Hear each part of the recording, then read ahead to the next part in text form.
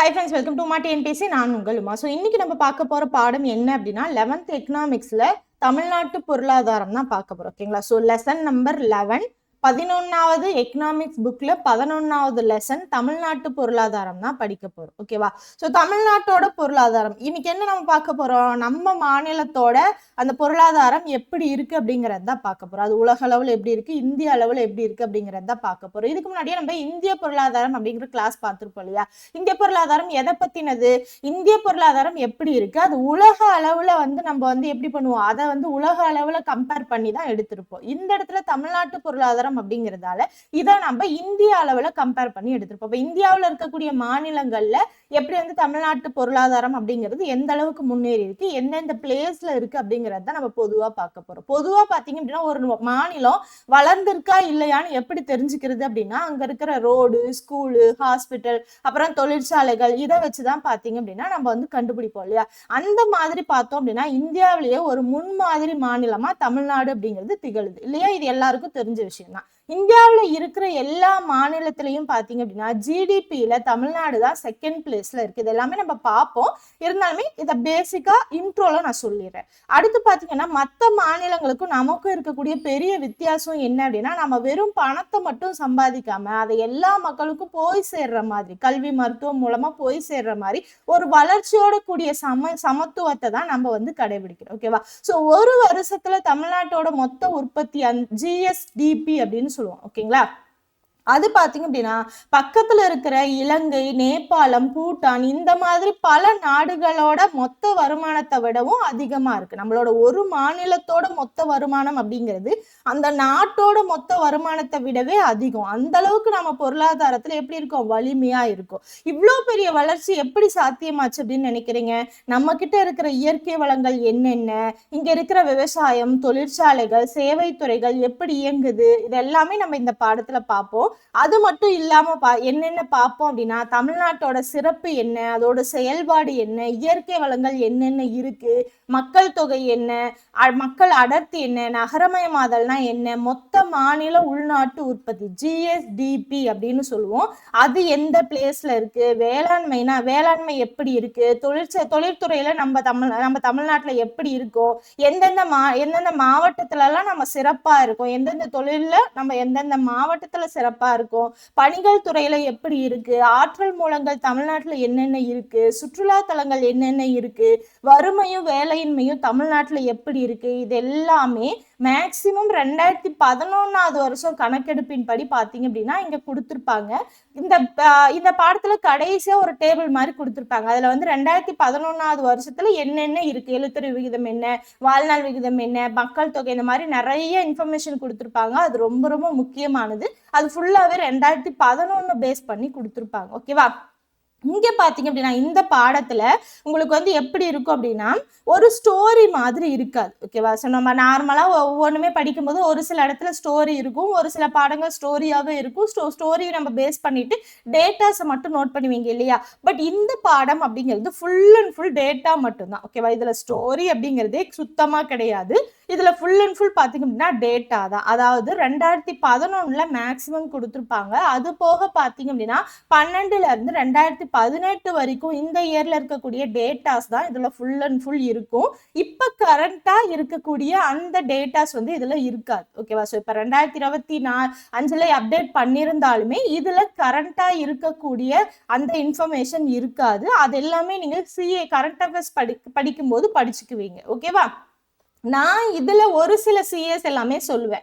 அதாவது 2023, 22, 24, 25ல எந்தெந்த பிளேஸ்ல இருக்கு, என்ன இன்ஃபர்மேஷன் இருக்கு அப்படிங்கறத நான் சொல்லுவேன். நான் சொல்லும் போது அதையும் நோட் பண்ணி வச்சு படிங்க. ஓகேவா? இதுல ரொம்ப முக்கியமா என்ன அப்படின்னா டேட்டாஸ் தான் ரொம்ப முக்கியமானது. நீங்க பேராகிராஃபா எழுதவே அவசியம் கிடையாது. நோட் எடுத்து வச்சுக்கோங்க. நான் எந்த இதுல எந்த பிளேஸ் அப்படின்னு சொல்லுவேன், அதை ஃபுல் அண்ட் ஃபுல் நோட் பண்ணி வச்சுக்கோங்க. இந்த இடத்துல என்ன முக்கியம் அப்படின்னா எந்த வருஷம் அப்படிங்கிறது முக்கியம், எத்தனாவது இடத்துல இருக்கு அப்படிங்கிறது ரொம்ப ரொம்ப முக்கியம். ஓகேவா? எந்த வருஷத்துல எதுல எத்தனாவது இடத்துல இருக்கு அப்படிங்கிறது ரொம்ப ரொம்ப முக்கியம். இதை ஃபுல் அண்ட் ஃபுல் தெளிவா நோட் பண்ணி வச்சுக்கோங்க. ஓகேவா? இந்த மாதிரி டேட்டாஸா தான் இந்த பாடத்தை ஃபுல் அண்ட் ஃபுல் நோட் பண்ண போறீங்க. மற்றபடி பேராகிராஃபா நோட் பண்ணோம், நிறைய நோட் பண்ணோம், இதெல்லாம் கிடையாது. ஒன்லி டேட்டாஸ் தான். டேட்டாஸ் தெரிஞ்சதுன்னா இந்த பாடம் ஃபுல் அண்ட் ஃபுல் முடிஞ்சுது. அதே மாதிரி இப்ப தமிழ்நாட்டு பொருளாதாரம் கரண்டா இருக்கக்கூடிய டேட்டாஸ் தானே மேம் நோட் பண்ணணும். எதுக்காக நம்ம 2011, 17, 18 இதெல்லாம் நோட் பண்ணணும் அப்படின்னா, இப்ப ரீசெண்டா டிஎன்பிஎஸ்சி கேள்வி கேட்கறது எல்லாமே பாத்தீங்கன்னா கரண்டாவும் கேட்கறாங்க, பிளஸ் இயர் மென்ஷன் பண்ணி, அதாவது 2018 இந்த இதுல வளர்ச்சி குறியீடுல எத்தனாவது இடத்துல தமிழ்நாடு இருந்தது, இந்த மாதிரி எல்லாம் கேட்பாங்க. அது இல்லை அப்படின்னா இந்த இடத்துல அதாவது 2018 வளர்ச்சி குறியீடுல 2வது மாநிலமா எது இருந்தது, 3வது மாநிலமா எது இருந்தது, இந்த மாதிரி கேள்விகளும் கேட்பாங்க. அப்ப இயரை மென்ஷன் பண்ணி தெளிவா கேட்கறாங்க. அதனால இதை நீங்க விட்டுறக்கூடாது. ஓகேவா? ஸோ இது ரொம்ப ரொம்ப முக்கியமான பாடம். இயரை பேஸ் பண்ணி, ஏன்னா டேட்டாஸ் தான் இல்லையா, டேட்டாஸ்ல தான் நிறைய குழப்பி விடலாம், நிறைய கன்ஃபியூஸ் ஆகுறதும் டேட்டாஸ்ல தான் ஆகும். நிறைய மார்க் ரெடியூஸ் பண்றதுக்கு டேட்டாஸ் ரொம்ப ரொம்ப முக்கியமா யூஸ் ஆகும். அதனால டேட்டாஸை தான் அவங்க மேக்சிமம் எடுப்பாங்க. ஸோ இப்போ கரண்டா இருக்கக்கூடிய டேட்டாஸை நீங்க கரண்ட் அஃபேர்ஸ்ல படிச்சிருவீங்க. எக்ஸ்ட்ராவா இதுக்கு முன்னாடி என்ன இருந்தது, 2018 என்ன, 17 என்ன, 12 என்ன, 11 என்ன அப்படிங்கிறது இயர் மென்ஷன் பண்ணி கேட்டாங்க அப்படின்னா அந்த இடத்துல பிரச்சனை ஆயிரும். ஸோ இந்த பாடத்தை ஃபுல்லா இயர் பேஸ்ல நீங்க எழுதிட்டீங்க அப்படின்னா ரொம்ப ரொம்ப சிம்பிளா நீங்க இந்த பாடத்தை முடிச்சிடலாம். அது போக இந்த பாடம் ரொம்ப ரொம்ப முக்கியமான பாடம். ஏன்னா தமிழ்நாட்டு பொருளாதாரம் அப்படிங்கிறது, தமிழ்நாடு தான் டிஎன்பிஎஸ்சி எக்ஸாமே நடத்துது. அப்ப தமிழ்நாட்டு பொருளாதாரத்துல கண்டிப்பா கேள்விகள் அப்படிங்கிறது வரும். ஸோ தெளிவா நோட் பண்ணி வச்சு படிங்க. ஓகேவா? ஓகே, எப்பயுமே ஒரு பாடம் ஸ்டார்ட் ஆகுது அப்படின்னா இங்க இருக்கக்கூடிய ஒரு கட்டத்துல கொடுத்துருந்தாங்க அப்படின்னா அது ரொம்ப ரொம்ப முக்கியமானது.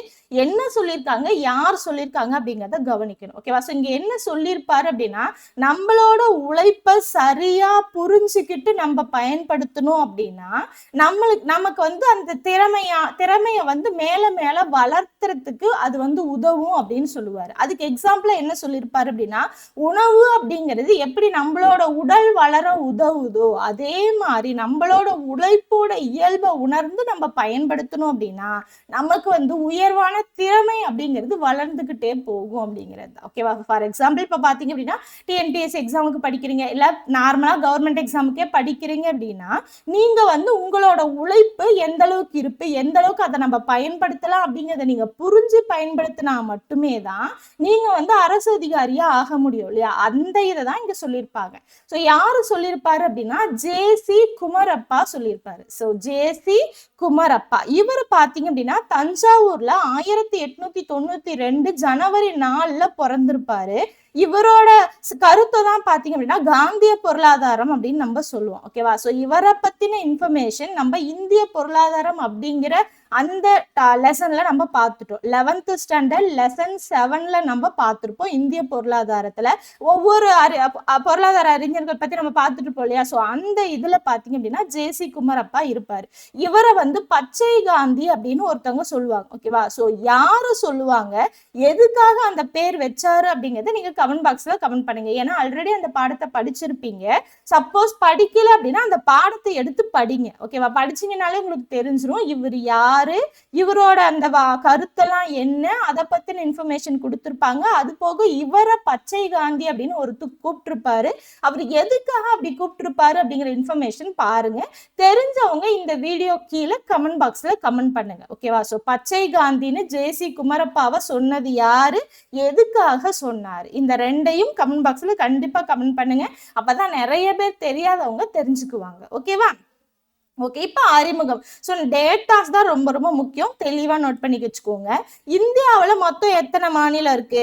இந்தியாவில் பார்த்தீங்கன்னா 28 மாநிலங்களும் 8 யூனியன் பிரதேசங்களும் இருக்கு இல்லையா? ஸோ இந்தியாவில் இருக்கக்கூடிய மாநிலங்கள்லயே நம்ம தமிழ்நாடு தான் பார்த்தீங்க அப்படின்னா மிகச்சிறந்த முறையில இருக்கு அப்படின்னு சொல்லியிருப்பாங்க. ஓகேவா? ஸோ அதே மாதிரி இருக்கக்கூடிய ஒவ்வொரு மாநிலங்களும் எப்படி இருக்கும், சமூகமாகட்டும் பொருளாதார நிலையிலே ஆகட்டும் ஒவ்வொன்றும் ஒவ்வொரு மாதிரி இருக்கும். அதே மாதிரி பல வேறுபாடுகள் அப்படிங்கிறதும் இருக்கும் இல்லையா? ஸோ மேற்கு தெற்கு மண்டலத்துல பாத்தீங்க அப்படின்னா அதாவது மற்ற பகுதிகளை விடவும் ஒவ்வொன்றும் ஒவ்வொரு மாதிரி இருக்கும். ஓகேவா? ஸோ மேற்கு தெற்கு மண்டலங்கள் ஏனைய பகுதிகளை விட சிறப்பாக இருக்குன்னு சொல்றாங்க. ஓகேவா? ஸோ மேற்கும் தெற்கும் கிழக்கு வடக்க விட எப்படி இருக்கு, சிறப்பா இருக்கு அப்படின்னு சொல்றாங்க. ஓகேவா? நார்மலா எப்படி நம்ம சொல்லுவோம், மேப்ல இப்படி சொல்லுவோமா, இந்த மாதிரி எக்ஸ் ஆக்சிஸ் ஒய் ஆக்சிஸ் வரையணும், எக்ஸ் ஆக்சிஸ் வர இடத்துல கிழக்கு, ஒய் ஆக்சிஸ் வர இடத்துல வடக்கு, இது மேற்கு, இது வந்து தெற்கு. ஓகேவா? சோ என்ன சொல்றாங்க, மேற்குலையும் தெற்குலையும் இருக்கக்கூடிய மண்டலங்கள் தான் சிறப்பாக இருக்கு வடக்கு கிழக்கு கம்பேர் பண்ணும்போது. ஓகேவா? இத சொல்லியிருப்பாங்க. அடுத்து நம்ம தமிழ்நாட்டுக்கு வந்திருப்பாங்க. தமிழ்நாட்டு நிலவியல் அமைப்பு அப்படின்னா என்ன அப்படின்னா, நம்மளோட நிலப்பரப்பு இருக்கு இல்லையா, அதை பொறுத்து இந்தியாவிலேயே 11வது பெரிய மாநிலமா எது இருக்கு, தமிழ்நாடு அப்படிங்கிறது இருக்கு. ஓகேவா? சோ 28 மாநிலங்கள்ல 11வது இடத்துல நிலப்பரப்பு அடிப்படையில தமிழ்நாடு அப்படிங்கிறது இருக்கு. அடுத்து மக்கள் தொகை அடிப்படையில் இங்க 3வதுன்னு கொடுத்திருப்பாங்க. பட் மக்கள் தொகை அடிப்படையில் 6வது பெரிய மாநிலம் தான் பாத்தீங்க அப்படின்னா தமிழ்நாடு. ஓகேவா? சோ இதை ஏன் சொல்றேன் அப்படின்னா, பின்னாடியே நம்மளுக்கு கொடுத்திருப்பாங்க 6வது இடம்னு கொடுத்திருப்பாங்க புக்ல. நான் அதை காட்டுறேன், அதனால தெளிவா கவனிச்சுக்கோங்க. 3வது பிளேஸ்ன்னு போட வேணாம். மக்கள் தொகை அடிப்படையில 6வது பெரிய மாநிலம் தான் தமிழ்நாடு. ஓகேவா? தமிழ்நாட்டுல பாத்தீங்க அப்படின்னா இந்த இருக்கக்கூடிய பொருளாதாரம் அப்படிங்கிறது அதிக அளவுல இருக்கும். ஸோ செகண்ட் பிளேஸ் அப்படின்னு சொல்லுவோம் நம்ம. பாருங்க, மொத்த உள்நாட்டு உற்பத்தி பங்களிப்புல 2வது இடம் ஜிஎஸ்டிபி அப்படின்னு சொல்லுவோம். ஓகேவா? அதாவது நார்மலா ஜிடிபி அப்படின்னா பொதுவா இந்தியாவோட மொத்த உள்நாட்டு உற்பத்தி, ஒரு நாட்டோட உள்நாட்டு உற்பத்தி தான் பாத்தீங்கன்னா ஜிடிபின்னு சொல்லுவோம். ஜிஎஸ்டிபி அப்படின்னா எஸ் அப்படிங்கிறது ஸ்டேட்டை மென்ஷன் பண்ணுது. அப்ப இதை நம்ம என்ன சொல்லுவோம் அப்படின்னா மொத்த மாநில உள்நாட்டு உற்பத்தி அப்படின்னு சொல்லுவோம். அந்த இடத்துல நம்ம எந்த பிளேஸ்ல இருக்கோம் அப்படின்னா செகண்ட் பிளேஸ்ல இருக்கும். ஓகேவா? சோ செகண்ட் பிளேஸ் இந்த இடத்துல பாத்தீங்க அப்படின்னா நிலப்பரப்பு அடிப்படையில 11வது இடம், அதுக்கப்புறம் மக்கள் தொகை அடிப்படையில 6வது இடம், மொத்த உள்நாட்டு உற்பத்தி பங்களிப்புல 2வது இடம், அது போக தலா வருமான முதலீடு, நேரடி வெளிநாட்டு முதலீடு, தொழில்துறை உற்பத்தி, இதுல எல்லாத்துலயும் தேர்ட் பிளேஸ்ல இருக்கும். மேக்சிமம் தேர்டு வரும், கவனிச்சுக்கோங்க. அதனால தேர்ட் அப்படிங்கிறது எந்தெந்த இடத்துல வருது அப்படிங்கறத நோட் பண்ணி வச்சுக்கோங்க. பாருங்க, தலா வருமான முதலீடு, நேரடி வெளிநாட்டு முதலீடு, தொழில்துறை உற்பத்தி, இதுல எல்லாமே தேர்ட் பிளேஸ்ல இருக்கு.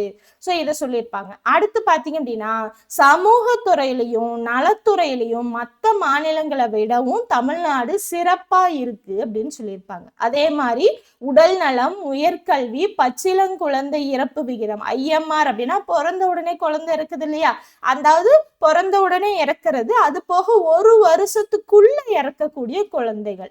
அடுத்து மகப்பேறு இறப்பு விகிதம், சோ குழந்தை அதாவது டெலிவரி அப்போ அம்மா இறக்குறது, இது வந்து எம்எம்ஆர் அப்படின்னு சொல்லுவோம். அடுத்து இதுல எல்லாமே தமிழ்நாட்டோட செயல்பாடு அப்படிங்கிறது நார்மலா ஆவரேஜை விட எப்படி இருக்கு, சிறப்பா இருக்கு அப்படின்னு நம்ம சொல்லலாம். சோ எது எதுல சிறப்பா இருக்கு, அதோட சிறப்புகள் தான் ரொம்ப ரொம்ப முக்கியம். எது எதுல சிறப்பா இருக்கு, எந்தெந்த பிளேஸ்ல இருக்கு அப்படிங்கறத நோட் பண்ணி வச்சுக்கோ. ஓகேவா? சோ அடுத்து இந்த இடம் பாத்தீங்க அப்படின்னா உங்களுக்கு என்ன கொடுத்திருப்பாங்க அப்படின்னா தமிழ்நாட்டுல இருக்கக்கூடிய மாவட்டங்களோட இது எல்லாமே ஃபுல்லா கொடுத்துருப்பாங்க. ஓகேவா? ஸோ தமிழ்நாட்டுல மொத்தமா 38 மாவட்டங்கள் இருக்கு.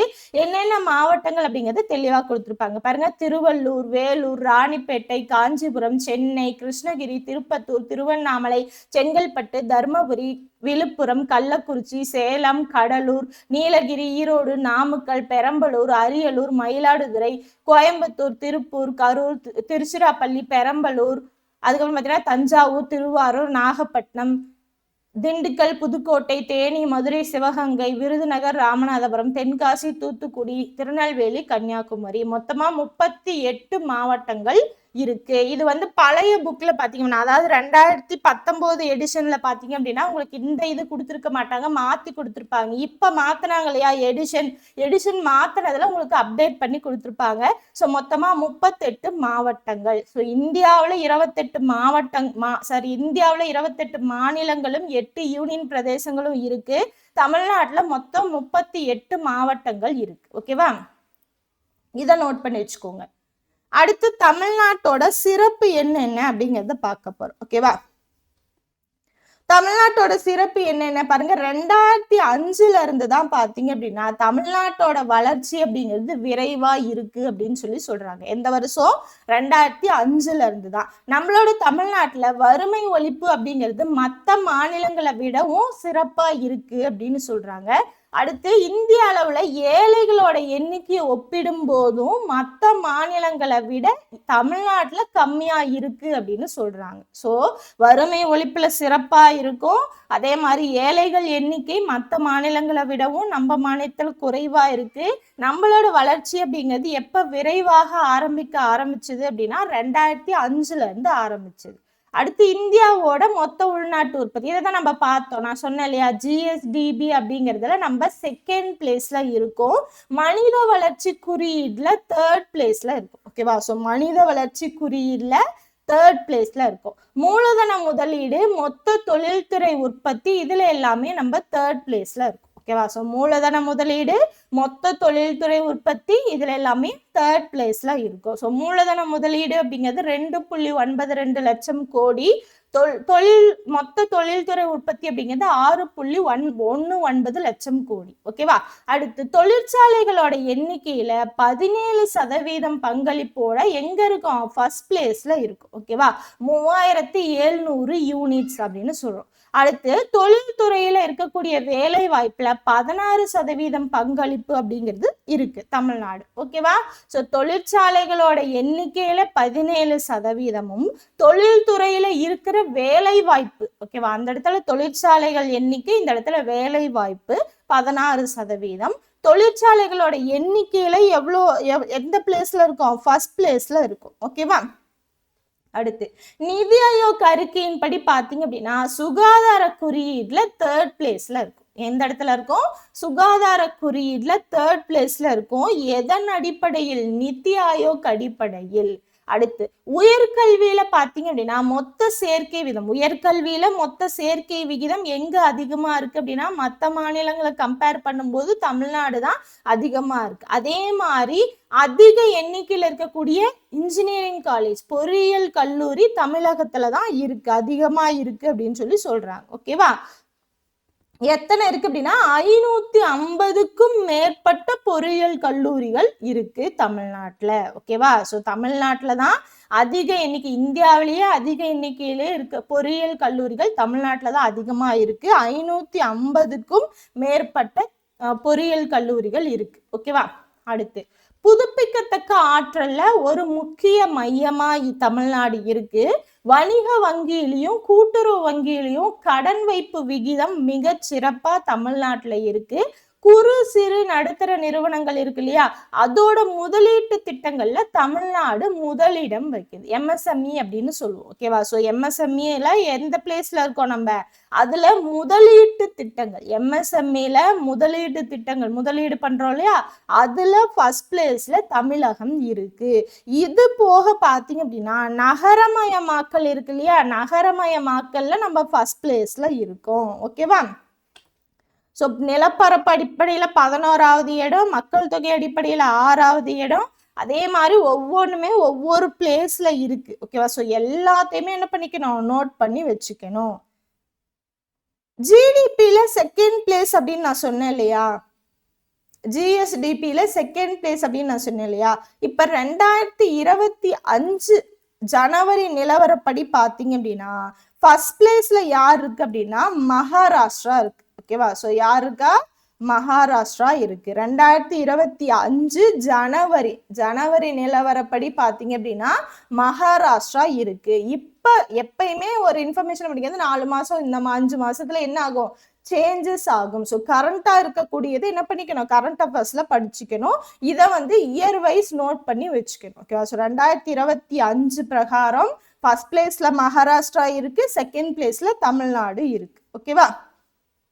அடுத்து உயர்கல்வி படிக்கிறவங்க அதிகமா இருக்காங்கன்னு நான் சொன்னேன் இல்லையா, சோ எவ்வளவு பர்சன்டேஜ் இருக்காங்க அப்படின்னா 51.4% இருக்காங்க. இதுவும் பாத்தீங்கன்னா 2025 நிலவரப்படிதான்.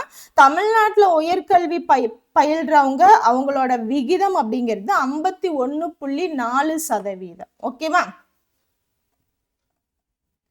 இது எல்லாமே என்னது உங்களுக்கு தமிழ்நாட்டோட சிறப்பு. இது மட்டும் இல்லாம இன்னும் நான் சொல்றேன், நோட் பண்ணி வச்சுக்கோங்க.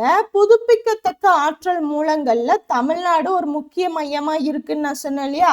மனித மேம்பாட்டு குறியீடு 2017 பிரகாரம் பாத்தீங்க அப்படின்னா தமிழ்நாட்டுல கன்னியாகுமரி மாவட்டம் முதல் இடத்துல இருக்கு. கடைசி இடத்துல பாத்தீங்க அப்படின்னா அரியலூர் மாவட்டம் இருக்கு. ஓகேவா. ஸோ 2017 பிரகாரம் எந்த இது ஒரு நிமிஷம், மனித மேம்பாட்டு குறியீடுல 2017 பிரகாரம் பாத்தீங்க அப்படின்னா தமிழ்நாட்டுல கன்னியாகுமரி மாவட்டம் ஃபர்ஸ்ட் எவ்வளோனா 0.944. அதுவே கடைசி பாத்தீங்க அப்படின்னா அரியலூர் மாவட்டம், இது பாத்தீங்க அப்படின்னா 0.282. எதுல மனித மேம்பாட்டு குறியீடு, மனித வளர்ச்சி குறியீடு, மேம்பாட்டு குறியீடு ரெண்டுமே ஒண்ணுதான். ஓகேவா. அடுத்து பாலின சமத்துவமின்மை குறியீட்டுல பாத்தீங்க அப்படின்னா 2017 பிரகாரம் தமிழ்நாட்டுல நீலகிரி மாவட்டம் தான் ஃபர்ஸ்ட் பிளேஸ்ல இருக்கு. ஸோ இதெல்லாமே நோட் பண்ணி வச்சுக்கோங்க. ஓகேவா. பாலின சமத்துவமின்மை குறியீடுல 2017 தமிழ்நாட்டுல நீலகிரி மாவட்டம் தான் ஃபர்ஸ்ட் பிளேஸ்ல இருக்கு. குடும்ப நல மேம்பாடு குறியீடுல 2017 படி பாத்தீங்க அப்படின்னா தமிழ்நாட்டுல கன்னியாகுமரி மாவட்டம் தான் ஃபர்ஸ்ட் பிளேஸ்ல இருக்கு. அடுத்து பல்பரிமாண வறுமை குறியீடுல 2017 படி பாத்தீங்க அப்படின்னா தமிழ்நாட்டுல காஞ்சிபுரம் மாவட்டம் தான் ஃபர்ஸ்ட் பிளேஸ்ல இருக்கு. உணவு பாதுகாப்பு குறியீடு 2017 படி தமிழ்நாட்டுல திருவாரூர் மாவட்டம் தான் ஃபர்ஸ்ட் பிளேஸ்ல இருக்கு. தமிழ்நாட்டுல தனிநபர் வருமானம் 2022, தமிழ்நாட்டுல தனிநபர் வருமானம் 2022 2023 படி பாத்தீங்க அப்படின்னா 2,73,288 இருக்கு. ஓகேவா. தமிழ்நாட்டுல தனிநபர் வருமானம் 2022 23 படி பாத்தீங்க அப்படின்னா 2,73,288 இருக்கு. அடுத்து 2024 25 படி பாத்தீங்க அப்படின்னா ஜிடிபி, தமிழ்நாட்டோட மொத்த உள்நாட்டு உற்பத்தி அப்படிங்கிறது 31.50 லட்சம் கோடி. எப்போ 2022 23 பிரகாரம். ஓகேவா. ஸோ 2024 25 2024 2025 பிரகாரம் தமிழ்நாட்டோட மொத்த உள்நாட்டு உற்பத்தி 31.50 லட்சம் கோடி. அடுத்து 2022 23 பிரகாரம் தமிழ்நாட்டோட ஏற்றுமதி 6.12 லட்சம் கோடி. ஓகேவா. எல்லாமே இயர் வைஸ் நோட் பண்ணிக்கோங்க. அடுத்து நிதி ஆயோக்கின் படி 2017 ஆண்டு அறிக்கையின் படி சுகாதாரத்துல தமிழ்நாடு 9வது இடத்துல இருக்கு. ஓகேவா. இது எல்லாமே நோட் பண்ணிக்கணும். இங்க என்ன சொல்லியிருக்க, சுகாதார குறியீடுல 3வது இடம் சொல்லியிருக்கா. இது 2011. 2017 9வது பிளேஸ் அப்படின்னு சொல்லியிருக்கு. ஓகேவா. இது எல்லாமே தமிழ்நாட்டோட சிறப்பு. ஸோ இயர் வைஸ் போட்டு நோட் பண்ணி வச்சுக்கோங்க. அடுத்து தமிழ்நாட்டோட செயல்பாடு என்னென்ன அப்படிங்கறத பார்க்கலாம். பாருங்க, மகாராஷ்டிரா, குஜராத் இந்த மாநிலங்களை பார்த்தீங்க அப்படின்னா எப்படி இருக்கு, சில பொருளாதார குறியீடுகள் தான் சிறந்து விளங்குது. ஆனா தமிழ்நாடு அப்படிங்கிறது உடல் நலம், உயர்கல்வி, சிறு குறு நடுத்தர தொழில் நிறுவனங்களோட வளர்ச்சி, வறுமை ஒழிப்பு, வேலையின்மை ஒழிப்பு, இதுல எல்லாமே மிக சிறப்பா இருக்கு. மற்ற மாநிலங்களை விடவும் மேலானதா இருக்குன்னு சொல்றாங்க. அது போக கேரளா பாத்தீங்க அப்படின்னா கல்வி அறிவு, குழந்தை இறப்பு விகிதம், மகப்பேறு இறப்பு விகிதம் இதுல எல்லாமே முன்னிலையில இருக்கு. ஓகேவா. சோ கல்வி அறிவுல முன்னிலையில இருக்கு, குழந்தை இறப்பு விகிதத்துல முன்னிலையில இருக்கு, மகப்பேறு இறப்பு விகிதத்துல முன்னிலையில இருக்கு. இது எல்லாமே கேரளா. தமிழ்நாடு உடல் நலம், உயர்கல்வி, சிறு குறு நடுத்தர தொழில் நிறுவனங்களோட வளர்ச்சி, வறுமை ஒழிப்பு, வேலையின்மை ஒழிப்பு இதுல எல்லாமே மிக சிறப்பா இருக்குன்னு சொல்றாங்க. இந்த மாதிரி டேபிள்ல கொடுத்துருக்கிறது எல்லாமே ரொம்ப முக்கியம். ஒரு கட்டம் கட்டி கொடுத்துட்டாலே ரொம்ப முக்கியம். என்ன சொல்லியிருக்காங்க, 3ஆம் இடத்தில் தமிழ்நாட்டின் உடல் நல குறியீடு. பாருங்க, தமிழ்நாட்டோட உடல்நல குறியீடு அப்படிங்கிறது கேரளம், பஞ்சாப் மாநிலங்களோட வரிசையில 3வது இடத்துல இருக்கு. அப்ப first place Keralam, second place Punjab, 3வது இடத்துல தமிழ்நாடு இருக்கு. தமிழகத்துல பாத்தீங்கன்னா பச்சிளங்குழந்தை இறப்பு வீதம் 14%. ஓகேவா? இது பிற மாநிலங்களை விடவும் ரொம்ப கம்மியா இருக்கு. மேலும் 5 வயதிற்குட்பட்ட குழந்தை இறப்பு வீதம் பாத்தீங்கன்னா 2014 வருஷம் 21ஆவும் 15வது வருஷம் 20ஆவும் கம்மியா இருக்குன்னு சொல்லியிருக்காங்க. இது எங்க இருந்து எடுத்திருக்காங்க அப்படின்னா பாருங்க, முற்போக்கு இந்திய அறிக்கை 2018 நிதி ஆயோக் படி எடுத்திருக்காங்க. ஓகேவா?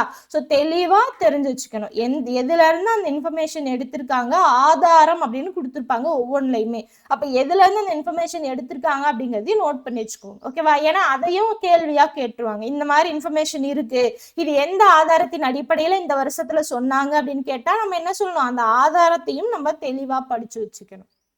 அடுத்து பாத்தீங்க அப்படின்னா இந்த இடத்துல பாருங்க, பெரும்பான்மையான மக்களுக்கு பாத்தீங்க அப்படின்னா சமூக நல கொள்கைகள் இருப்பதே தமிழ்நாட்டோட முன்னேற்றத்திற்கு காரணம் அப்படின்னு சொல்றாங்க. ஃபார் எக்ஸாம்பிள், பெரும்பான்மை மக்களுக்கு பரவலாக்கப்பட்டுள்ள பொது வளங்கள் திட்டம், மதிய உணவு திட்டம், பொது உடல்நல கட்டமைப்பு, இது எல்லாமே மக்களோட நலத்தை மேம்படுறதுக்கு தான் பயன்படுத்துறாங்க அப்படிங்கறத சொல்லியிருப்பாங்க. அடுத்து தமிழ்நாட்டோட இயற்கை வளங்கள் என்னென்ன அப்படிங்கறத பார்க்கலாம். பாருங்க, நீர் வளம் கொடுத்திருப்பாங்க. ஸோ நிறைய வளங்கள் கொடுத்திருப்பாங்க. ஃபர்ஸ்ட் பாத்தீங்க அப்படின்னா நீர் வளம் கொடுத்திருப்பாங்க. ஓகேவா? ஸோ பிற மாநிலங்களை ஒப்பிடும் போது தமிழ்நாட்டுல இயற்கை வளம் அப்படிங்கிறது கம்மியா தான் இருக்கு. இருந்தாலுமே நம்ம என்ன பண்ணிருக்கோம், அதை வச்சு நமக்கு தேவையானது என்ன பண்ணிருக்கோம், நம்ம இது பண்ணிட்டு வரோம். ஓகேவா? ஸோ மற்ற மாநிலங்களை விடவும் நம்மளது கம்மி தான். இந்திய மாநிலங்களுக்கு இடையில பார்த்தீங்க அப்படின்னா மக்கள் தொகையில் நான் முன்னாடி சொன்னேன் இல்லையா, முதல்ல 3ன்னு கொடுத்துருக்காங்க. பட் அது பார்த்தீங்க அப்படின்னா 6%. ஓகேவா? ஸோ மக்கள் தொகையில 6 விழுக்காடா இருந்த போதிலும் நீர் வளத்துல 3 விழுக்காடா இருக்கு. ஓகேவா? ஸோ பார்த்தீங்க அப்படின்னா மக்கள் தொகையில 6%, நீர் வளத்துல பாத்தீங்கன்னா 3% இருக்கு, நிலப்பரப்புல 4% இருக்கு. ஸோ மக்கள் தொகையில 6%, நீர் வளத்துல 3%, நிலப்பரப்புல 4% இருக்கு. அடுத்து தென்மேற்கு பருவக்காற்றை விடவும் வடகிழக்கு பருவக்காற்றுல தான் தமிழ்நாட்டுக்கு மழைப்பொழிவு அப்படிங்கிறது பெரிய ஆதாரமா இருக்கு. நீர்வளத்துக்கு மிகப்பெரிய ஆதாரமா தமிழ்நாட்டுக்கு எது இருக்கு அப்படின்னா வடகிழக்கு பருவக்காற்று தான் இருக்கு. தமிழ்நாட்டுல 17 ஆறுகள் இருக்கு. ஸோ ஒரு சிலது கொடுத்துருப்பாங்க. என்னென்ன அப்படின்னா பாலாறு, செய்யாறு, பெண்ணையாறு, காவிரி, பவானி, வைகை, சித்தாறு, தாமிரபரணி, வெள்ளாறு, சிறுவாணி, நொய்யல், வைப்பார், குண்டாறு முதல்ல என்னது முக்கியமான ஆறுகள் அப்படின்னு சொல்றாங்க. இது ரொம்ப முக்கியம். தமிழகத்துல கிணற்று பாசனம் அதிக அளவுல இருக்கு. எவ்வளோ பர்சன்டேஜ்? 56% கிணற்று பாசனம் இருக்கு. ஓகேவா? அடுத்து பாருங்க, பாசனத்திற்கான ஆதாரங்கள் அப்படின்னு சொல்லி கொடுத்துருப்பாங்க. இந்த டேபிள் நோட் பண்ணி வச்சுக்கோங்க. அணைக்கட்டுகள் 81 இருக்கு, கால்வாய்கள் 2239 இருக்கு, குளங்கள் 41,262 இருக்கு, குழாய் கிணறுகள் 3,20,707 இருக்கு, திறந்தவெளி கிணறுகள் 14,92,359 இருக்கு. இது எல்லாமே எதுல இருந்து எடுத்திருக்காங்க? Tamil Nadu government season and crop report 2012-13. ஓகேவா? 2012-13 பிரகாரம் என்ன பண்ணிருக்காங்க, இதை எடுத்திருக்காங்க. அடுத்து கனிம வளங்கள் என்னென்ன தமிழ்நாட்டுல இருக்கு? Titanium, lignite, magnesite, graphite, lymphocyte, granite, bauxite, இது எல்லாமே தமிழகத்துல இருக்கக்கூடிய சுரங்க திட்டங்கள். இதுல முன்னோடி திட்டமா எதை சொல்லலாம் அப்படின்னா NLC-யை சொல்லலாம். நெய்வேலி பழுப்பு நிலக்கரி கழகத்தை சொல்லலாம். ஸோ தமிழகத்தில் இருக்கக்கூடிய கனிம வளங்கள்ல முன்னோடி திட்டம் என்ன? NLC, நெய்வேலி பழுப்பு நிலக்கரி கழகம். இது பாத்தீங்க அப்படின்னா இதோட வளர்ச்சியினால அனல் மின் நிலையம், உர தொழிற்சாலை, கார்பன் சார்ந்த தொழில்கள் இது எல்லாமே வளர்ந்து வருது. இதே மாதிரி சேலத்துல மாங்கனீசு சுரங்கம், ஏற்காட்டுல பாக்சைட் சுரங்கம், கஞ்சமலையில இரும்பு தாது சுரங்கம் அப்படி எல்லாமே இருக்கு. அதே மாதிரி மாலிப்டினம் அப்படிங்கிற ரசாயன தாது இந்தியாவிலேயே ஒரே இடத்துலதான் கிடைக்குது. எங்கன்னா மதுரை மாவட்டத்துல இருக்கக்கூடிய கரடிக்குட்டம் அப்படிங்கிற ஊர்ல மட்டுமே மாலிப்டினம் அப்படிங்கிறது கிடைக்குது. ஓகேவா? சோ நெய்வேலி பழுப்பு நிலக்கரி கழகம், அது போக என்னென்ன இருக்கு? சேலத்துல மாங்கனீசு சேலம் அப்படின்னாலே மாம்பழம் அப்படிங்கிறது தெரியும் இல்லையா? சோ மாங்கனி அப்படிங்கிறது ஞாபகம் வச்சுக்கோங்க. அப்ப சேலத்துல மாங்கனி, சோ மாங்கனீசு. ஏற்காட்டுல பாக்சைட், கஞ்சமலையில இரும்பு தாது, அடுத்து மாலிப்டினம் எங்க இருக்கு? மதுரை மாவட்டத்துல கரடிக்குட்டத்துல மட்டும்தான் மாலிப்டினம் இந்தியாவிலேயே இருக்கு. அடுத்து கனிம வளங்களோட அந்த தமிழ் நாட்டின் இருப்புல தமிழகத்துல எவ்வளவு பெர்சன்டேஜ் அப்படின்னு சொல்லியிருப்பாங்க பாருங்க. லிக்னைட் பாத்தீங்க அப்படின்னா 87% நாட்டோட இருப்புல தமிழகத்தோட பங்கு. அடுத்து வேர்க்கு மில்லைட் பாத்தீங்க அப்படின்னா 66%, கார்னெட் பாத்தீங்கன்னா 42, zircon 38, graphite 33, லெமனைட் 28, rutile 27, monazite 25, magnesite 17. இது எல்லாமே எங்க இருந்து எடுத்திருக்காங்க? நிலவியல் மற்றும் சுரங்கத்துறை அந்த ஆதாரத்துல இருந்து எடுத்திருக்காங்க. அடுத்து மக்கள் தொகை. மக்கள் தொகை பாத்தீங்க அப்படின்னா 2011 வருஷம் மக்கள் தொகை கணக்கெடுப்பின் படி இந்தியாவில எத்தனை கோடி மக்கள் இருந்திருக்காங்க? 121 கோடி மக்கள் இருந்திருக்காங்க. அதுல 7.21 கோடி தமிழகத்தோட மக்கள் தொகை 6வது இடத்துல இருந்திருக்கு. நான் சொன்னேன் இல்லையா முன்னாடி 3வது பிளேஸ் மக்கள் தொகைன்னு கொடுத்துருக்காங்க, பட் 6வது பிளேஸ் தான் கரெக்ட்னு சொன்னேன் இல்லையா. 2011 மக்கள் தொகை கணக்கெடுப்பின் படி ஃபர்ஸ்ட் பேஜ்லயே அவங்க வந்து 3வது பிளேஸ் அப்படின்னு, அதாவது நிலப்பரப்பின் அடிப்படையில 11, மக்கள் தொகை அடிப்படையில 3வதுன்னு கொடுத்துருப்பாங்க, பட் நார்மலா 6வது தான் பிளேஸ். ஓகேவா? ஸோ அதனால நோட் பண்ணி வச்சுக்கோங்க, முன்னாடி கொஞ்சம் தப்பா கொடுத்துருக்காங்க. அப்ப 6வது பிளேஸ் 121 கோடி மக்கள் தொகை 2011 இருந்திருக்கு. அதுல 7.21 கோடி தமிழ்நாட்டோட மக்கள் தொகை எத்தனாவது பிளேஸ்? 6வது பிளேஸ்ல இருக்கும். ஓகேவா? இது வந்து 2011, இப்ப இன்னும் அதிகமா இருக்கு. ஓகேவா?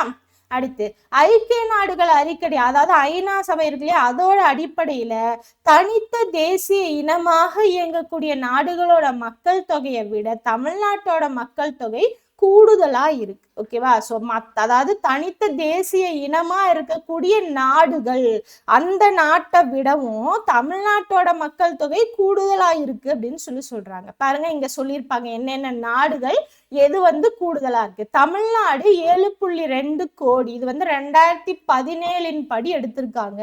இங்கிலாந்து பாத்தீங்க அப்படின்னா 6.5 தான் இருக்கு, பிரான்ஸ் 6.5 கோடி, இத்தாலி 5.9 கோடி, தென்னாப்பிரிக்கா 5.6 கோடி, ஸ்பெயின் 4.7 கோடி, இலங்கை 2.1 கோடி. ஸோ இந்த நாட்டை விடவும், அதாவது இங்கிலாந்து, பிரான்ஸ், இத்தாலி, தென்னாப்பிரிக்கா, ஸ்பெயின், இலங்கை இதை விடவும் தமிழ்நாடு தான் மக்கள் தொகையில அதிகமா இருக்கு.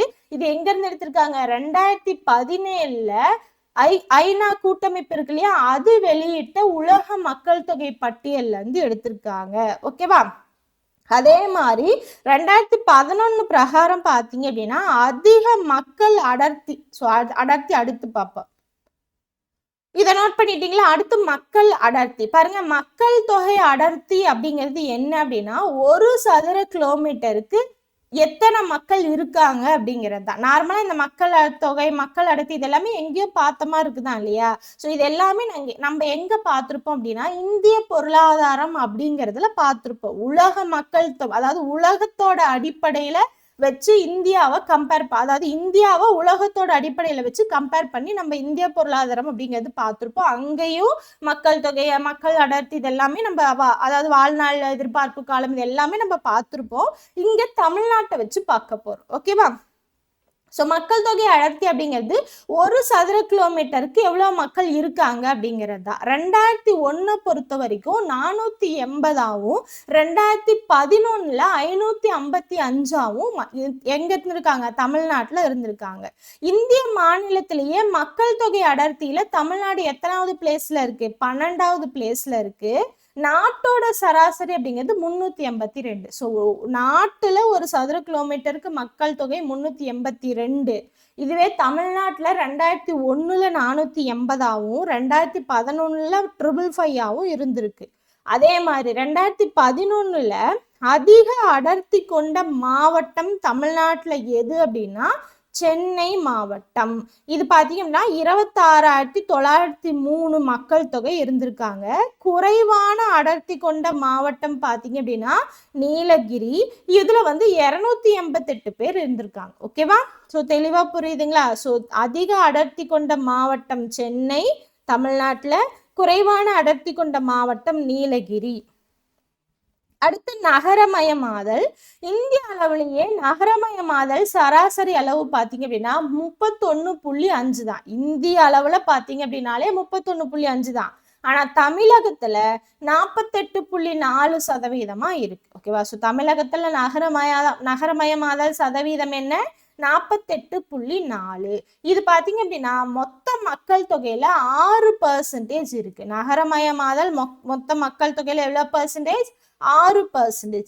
இந்திய நகர மக்கள் தொகையில பாத்தீங்க அப்படின்னா தமிழக நகர மக்கள் தொகை 9.61%. 9.61%. அடுத்து பாலின விகிதம். பாலின விகிதம்னா என்ன அப்படின்னா 1000 ஆண்களுக்கு பெண்கள் எவ்வளோ இருக்காங்க அப்படிங்கிறது தான் பாலின விகிதம். ஓகேவா? இந்த இடத்துல எக்ஸ்ட்ரா ஒன்று சொல்லியிருப்பாங்க, சமச்சீர் பாலின விகிதம் அப்படின்னு கொடுத்துருப்பாங்க. அப்படின்னா என்ன அப்படின்னா பெண்கள் வாழ்வியல் மேம்பாடு அடைந்திருக்கிறத குறிக்கிறது தான் சமச்சீர் பாலின விகிதம். ஓகேவா? ஸோ சமச்சீர்னா என்ன? எல்லாமே சமமா இருக்குது. அப்ப பெண்களோட வாழ்வியல் மேம்பாடு அதிகமா வந்திருந்தது அப்படின்னா அதை நம்ம சமச்சீர் பாலின விகிதம் அப்படின்னு சொல்லுவோம். தமிழ்நாட்டோட பாலின விகிதம் அப்படிங்கிறது 995. மற்ற மாநிலங்களை ஒப்பிடும்போது இது அதிகமா இருக்குன்னு சொல்றாங்க. ஓகேவா? ஸோ பாலின விகிதத்துல கேரளாவும் புதுச்சேரி யூனியன் பிரதேசமும் அடுத்தடுத்தபடியா தமிழ்நாட்டுல எவ்வளவு இருக்கு? 3வது பிளேஸ்ல இருக்கு. அப்ப பாலின விகிதத்துல Kerala first place, Puducherry union second place, Tamil Nadu third place. ஓகேவா? ஸோ பாலின விகிதத்துல அப்ப தமிழ்நாடு எத்தனாவது பிளேஸ்ல இருக்கு? தேர்ட் பிளேஸ்ல இருக்கு. ஓகேவா? அடுத்து உடல்நலம் சமூக குறியீடுகள். பாருங்க, ஐஎம்ஆர் அப்படின்னா பச்சிளங்குழந்தை இறப்பு விகிதம். தமிழ்நாடு 17, இந்தியா 34. எம்எம்ஆர்னா மகப்பேறு இறப்பு விகிதம். தமிழ்நாட்டுல 79, இந்தியால 159. வாழ்நாள் எதிர்பார்ப்பு பாத்தீங்க அப்படின்னா ஆண்களுக்கு மொத்தம் ஆண்கள் பெண்கள் பாருங்க, மொத்தம் 70.6, ஆண்கள் 68.6, பெண்கள் 72.7. அதே மாதிரி இந்தியாவை பொறுத்த வரைக்கும் மொத்தம் 67.9, ஆண்கள் 66.4, பெண்கள் 69.6. ஸோ ஆண்களை விடவும் பெண்களுக்கு தான் வாழ்நாள் எதிர்பார்ப்பு காலம் அதிகமா இருக்கு. அதையும் மைண்ட்ல வச்சுக்கோங்க. ஓகேவா? அடுத்து கல்வியறிவு வீதம் மொத்தம் பாத்தீங்கன்னா 80.33, ஆண்கள் 86.81, பெண்கள் 73.86. அதே இந்தியால நோட் பண்ணி வச்சுக்கோங்க. பட் கம்பேர் பண்ணுங்களேன், வாழ்நாள் எதிர்பார்ப்பு விகிதம் ஆண்களை விட பெண்கள் அதிகமா இருக்காங்க. ஆனா கல்வி அறிவுல ஆண்களை விட பெண்கள் எவ்வளவுதான் இருக்காங்க? இன்னும் கம்மியா தான் இருக்காங்க. ஓகேவா? ஸோ அதனால என்ன பண்ணணும்? ரெண்டும் ஈக்குவலா வரணும், இல்ல அதிகமாவே வரணும். ஓகே? ஏன்னா கல்வி அறிவு ஒரு பெண் படிச்சுட்டாங்க அப்படின்னா அவங்க பரம்பரையே படிச்ச மாதிரி. அப்ப என்ன பண்ணணும்? பெண்களை படிக்க வைக்கணும். அடுத்து பாருங்க, பாலின விகிதம் இதுல 995, இந்தியாவை பொறுத்த வரைக்கும் 940. அடுத்து குழந்தை இறப்பு விகிதம். குழந்தை இறப்பு விகிதம் அப்படிங்கிறது 1 வயசுக்குள்ள, பிறந்ததுல இருந்து 1 வயசுக்குள்ள குழந்தை இறக்குது அப்படின்னா அதுதான். தமிழகத்தோட குழந்தை இறப்பு விகிதம் அப்படிங்கிறது மற்ற மாநிலத்தை விடவும் கம்மியா தான் இருக்கு. நிதி ஆயோக் அறிக்கையின்படி 2016 பாத்தீங்க அப்படின்னா தமிழ்நாட்டோட குழந்தை இறப்பு விகிதம் அப்படிங்கிறது 17. இந்தியா நாட்டோடது பாத்தீங்க அப்படின்னா 34. ஸோ 34ல பாதி. ஓகேவா? ஸோ நாட்டோட சராசரியில பாதி தான் தமிழ்நாட்டோட குழந்தை இறப்பு விகிதம் அப்படிங்கிறது இருக்கு. அடுத்து மகப்பேறு இறப்பு விகிதம். ஸோ இது பாத்தீங்க அப்படின்னா 1 லட்சம் மகப்பேர்ல எவ்வளோ இறக்குது அப்படிங்கிறது தான். ஸோ நிதி ஆயோக் அடிப்படையில பாத்தீங்க அப்படின்னா மகப்பேறு காலத்துல தாயோட இறப்பு விகிதம் கட்டுப்படுத்துறது இந்திய அளவுல தமிழ்நாடு 79 எண்ணிக்கையில 3வது இடத்துல இருக்கு. ஓகேவா? ஸோ மகப்பேறு இறப்பு விகிதத்தை கட்டுப்படுத்துறதுல எங்க இருக்காங்க? தமிழ்நாடு 3வது பிளேஸ்ல இருக்கு. இது தேசிய சராசரி 159ல சரி பாதி. அங்க என்னது? குழந்தை இறப்பு விகிதத்திலையும் நாட்டுல பாதி, மகப்பேறு இறப்பு விகிதத்திலையும் நாட்டுல பாதி. ஓகேவா? இதுல யாரு ஃபர்ஸ்ட் பிளேஸ்ல இருக்கான்னா கேரளா தான் ஃபர்ஸ்ட் பிளேஸ்ல இருக்கு. மகப்பேறு இறப்பு விகிதத்துல Kerala first place, Maharashtra second place. 61 Kerala, 67 Maharashtra, number 79. ஓகேவா? அடுத்து வாழ்நாள் எதிர்பார்ப்பு காலம். அதாவது சராசரியா ஒருத்தவங்க எவ்வளவு நாள் இருப்பாங்க அப்படின்னு வாழ்நாள் இருக்கிறாங்க இல்லையா, உயிரோட இருக்கிறாங்க இல்லையா, அந்த நாளை தான் நம்ம வாழ்நாள் எதிர்பார்ப்பு காலம் அப்படின்னு சொல்றோம். இதை பொதுவா ஆயுட்காலம் அப்படின்னு நம்ம சொல்லலாம். ஒரு மனுஷங்களோட ஆயுட்காலம். ஸோ வளர்ந்த நாடுகளை ஒப்பிடும்போது இந்தியாவோட மக்களோட சராசரி ஆயுட்காலம் அப்படிங்கிறது கம்மி தான். வளர்ந்த நாடுகளை பொறுத்த வரைக்கும் இந்தியாவோட மக்களோட சராசரி ஆயுட்காலம் அப்படிங்கிறது கம்மி தான். இந்தியாவோட சராசரி ஆயுட்காலம் அப்படிங்கிறது இங்க பார்த்தோம் இல்லையா, பாருங்க இதுதான் 67.9, ஆண்கள் 66.4, பெண்கள் 69.6. ஆனா தமிழ்நாட்டோடது இது 70.6, ஆண்கள் 68.6, பெண்கள் 72.7. ஓகேவா? அடுத்து எழுத்தறிவு நிலை. எழுத்தறிவு நிலை பார்த்தீங்க அப்படின்னா தமிழ்நாட்டுல எழுத்தறிவு நிலை அப்படிங்கிறது மற்ற இந்திய மாநிலங்களை ஒப்பிடும்போது முன்னேறிய நிலையில இருக்கு.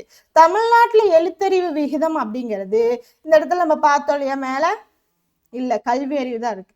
ஓகே, நான் சொல்லிடுறேன். ஸோ தமிழ்நாட்டில் எழுத்தறிவு விகிதம் அப்படிங்கிறது 80.33%. மொத்தம் ஆண்கள் பார்த்தீங்க அப்படின்னா 86.81, பெண்கள் பார்த்தீங்க அப்படின்னா 73.86. ஓகேவா? ஸோ இங்கே தான் இருக்கு பாருங்க, கல்வி அறிவு தான் எழுத்தறிவு விகிதம். அடுத்து அதிக எழுத்தறிவு கொண்ட மாவட்டம் எது அப்படின்னா தமிழ்நாட்டுல அதிக எழுத்தறிவு கொண்ட மாவட்டம், எழுத்தறிவுனாலும் கல்வி அறிவுனாலும் ஒண்ணுதான், நோட் பண்ணி வச்சுக்கோங்க. அதிக எழுத்தறிவு விகிதம் கொண்ட மாவட்டம் கன்னியாகுமரி.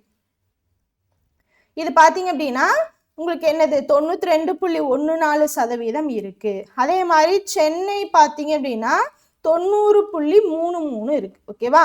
ஸோ கன்னியாகுமரி 92.14%, சென்னை 90.33%. குறைவான எழுத்தறிவு விகிதம் கொண்ட மாவட்டம் பார்த்தீங்க அப்படின்னா தர்மபுரி 64.71%. ஓகேவா? அதுவே அரியலூர் பார்த்தீங்க அப்படின்னா 71.99%. ஸோ அதிகம் கன்னியாகுமரியும் சென்னையும், கம்மி பார்த்தீங்க அப்படின்னா தர்மபுரியும் அரியலூரும். இதெல்லாமே எழுத்தறிவு நிலை இல்லைன்னா கல்வி அறிவு நிலை. அடுத்து மொத்த மாநில உள்நாட்டு உற்பத்தி, ஜிஎஸ்டிபி அப்படின்னு சொல்லலாம். நார்மலா ஜிடிபினா என்ன, ஒரு குறிப்பிட்ட காலத்துல ஒரு நாட்டோட தயாரிக்கப்பட்ட இறுதிநிலை பண்டங்கள் பணிகளோட மதிப்பு தான் பாத்தீங்க அப்படின்னா ஜிடிபி அப்படின்னு சொல்லுவோம். அதே தான் இந்த இடத்துல ஒரு குறிப்பிட்ட வருஷத்துல ஒரு மாநிலத்துல இருக்கக்கூடியது. ஓகேவா? ஸோ ஓராண்டில் உற்பத்தி செய்யப்படும் பண்டங்கள் பணிகளின் மொத்த மதிப்பு என்னது, ஒரு மாநிலத்துல. ஓகேவா? அந்தந்த மாநிலத்துல ஒரு வருஷத்துல உற்பத்தி செய்யப்பட்ட பண்டங்கள் பணிகளோட மதிப்பை தான் நம்ம மொத்த மாநில உள்நாட்டு உற்பத்தி அப்படின்னு நம்ம சொல்றோம். ஓகேவா? தமிழ்நாடு பொருளாதார புள்ளியியல் இயக்க அதோட ஆய்வின்படி பாத்தீங்க அப்படின்னா நம்மளோட மாநில உள்நாட்டு உற்பத்தி அப்படிங்கிறது 2016-17 $207.8 பில்லியன் இருக்கு. ஓகேவா? ஸோ எப்பயுமே டாலர்ல தான் நம்ம கணக்கெடுப்போம் இல்லையா? ஸோ அதுல பாத்தீங்க அப்படின்னா 2016-17 $207.8 பில்லியன் இருக்கு. நம்ம மாநில மொத்த உள்நாட்டு உற்பத்தியில பாத்தீங்கன்னா உலக அளவிலேயே குவைத் நாடு இருக்கு இல்லையா, அந்த நாட்டோட உற்பத்திக்கு சமமாகவும், வாங்கும் சக்தியோட அடிப்படையில ஐக்கிய அரபு நாடு எமிரேட் இருக்கு இல்லையா, UAE, இதோட உற்பத்திக்கு சமமாகவும் இருக்கு. ஓகேவா?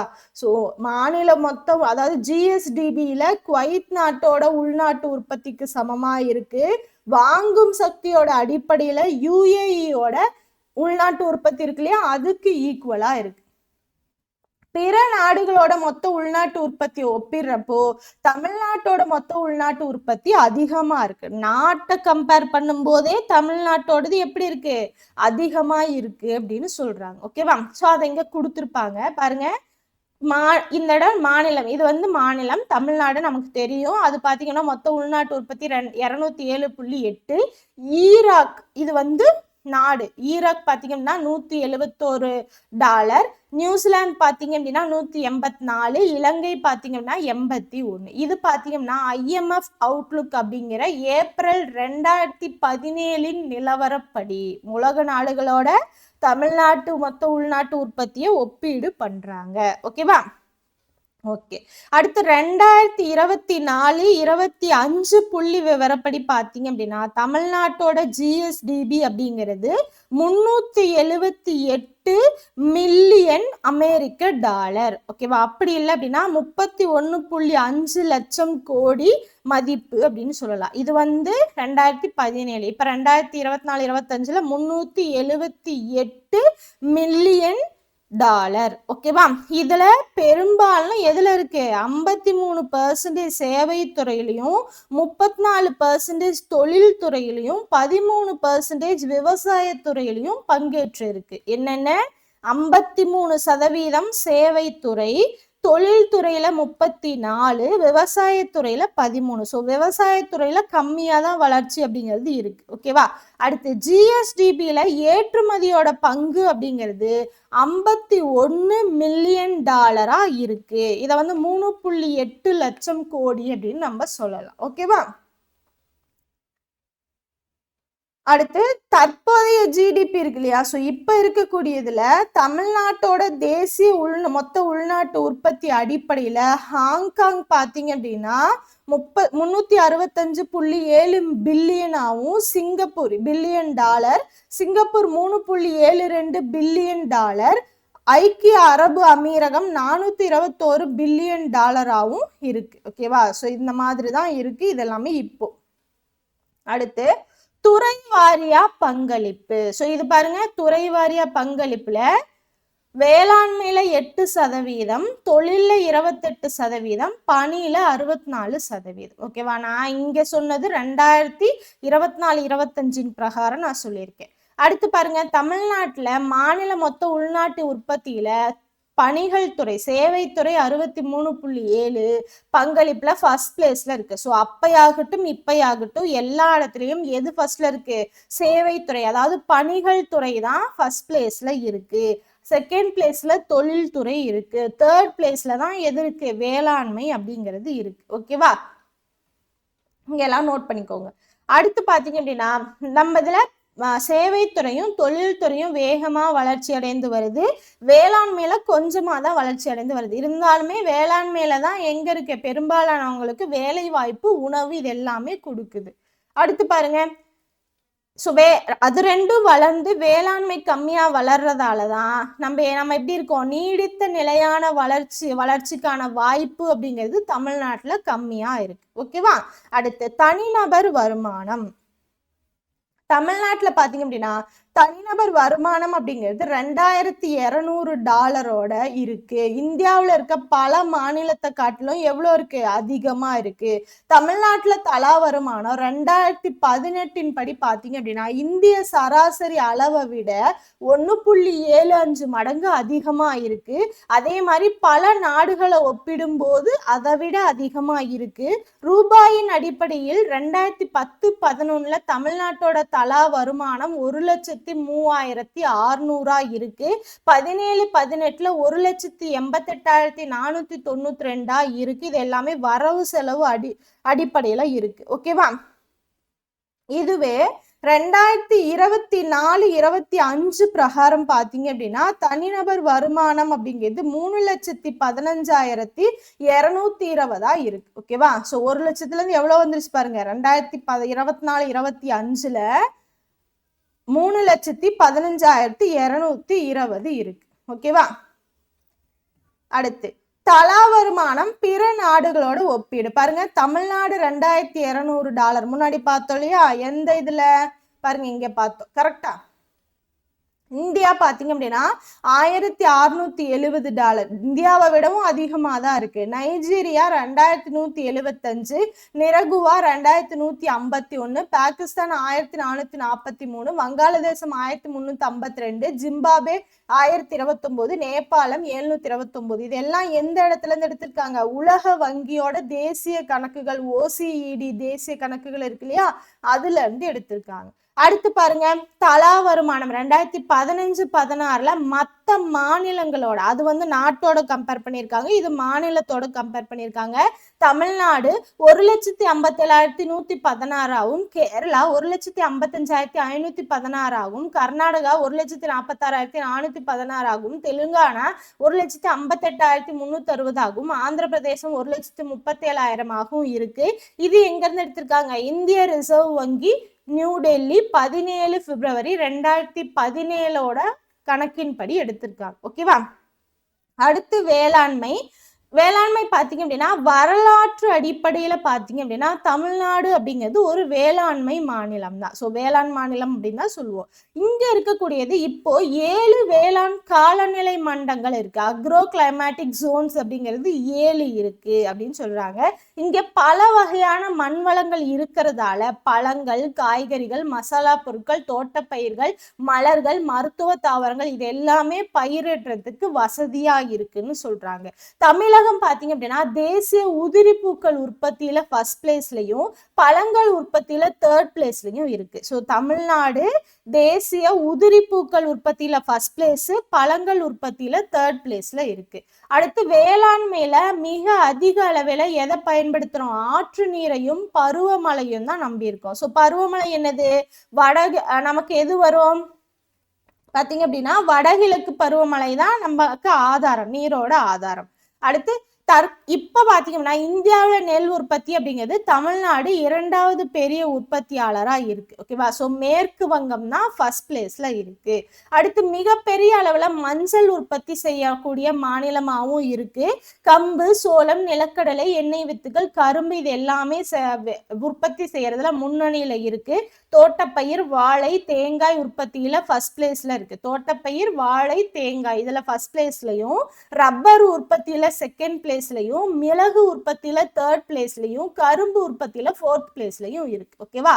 ஸோ ஃபர்ஸ்ட் என்ன? தேங்காய், தோட்டப்பயிர், வாழை இதுல ஃபர்ஸ்ட் பிளேஸ், ரப்பர்ல செகண்ட், மிளகுல 3, கரும்புல 4. அடுத்து பாத்தீங்க அப்படின்னா 2013-14 இதுல பாத்தீங்க அப்படின்னா எவ்வளவு இருக்கு?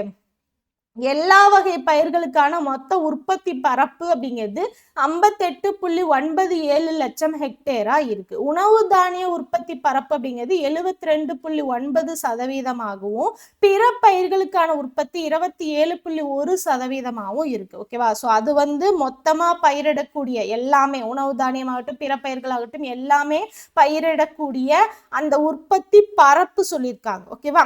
இது பாத்தீங்கன்னா அதுல இருக்கக்கூடிய பெர்சன்டேஜ் உணவு தானியத்துக்காக 72.9%, பிற பயிர்களுக்காக 27.1% அந்த இதுல இருக்கு. ஓகேவா? அடுத்து உணவு பயிர்கள்ல நெல் தான் முக்கியமான பங்கு வகிக்குது.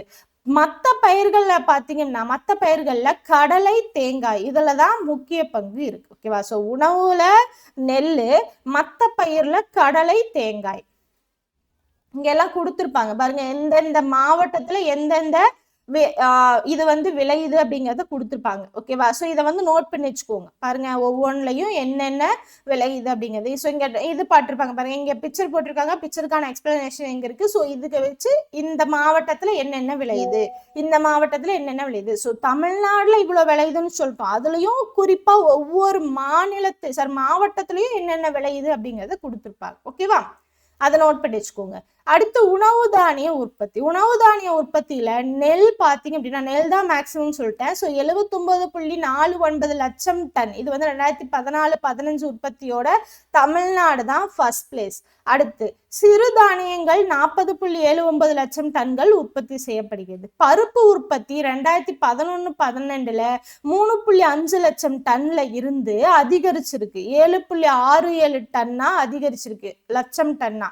எப்போ? 2011-12 14-15. அடுத்து 2015-16 பருவமழை வராம இருந்ததால், ஓகேவா? ஸோ நினைக்கிற நேரத்துல வராம இருக்குது, இல்லைன்னா வரக்கூடிய இடத்துல அதிகமா வர்றது, இது எல்லாத்தால உற்பத்தி அப்படிங்கிறது கம்மியா இருக்கு. ஸோ 2011-12 இருந்து 14-15 அதிகரிச்சிருக்கு, 15-16 கம்மியாயிருக்கு. ஓகேவா?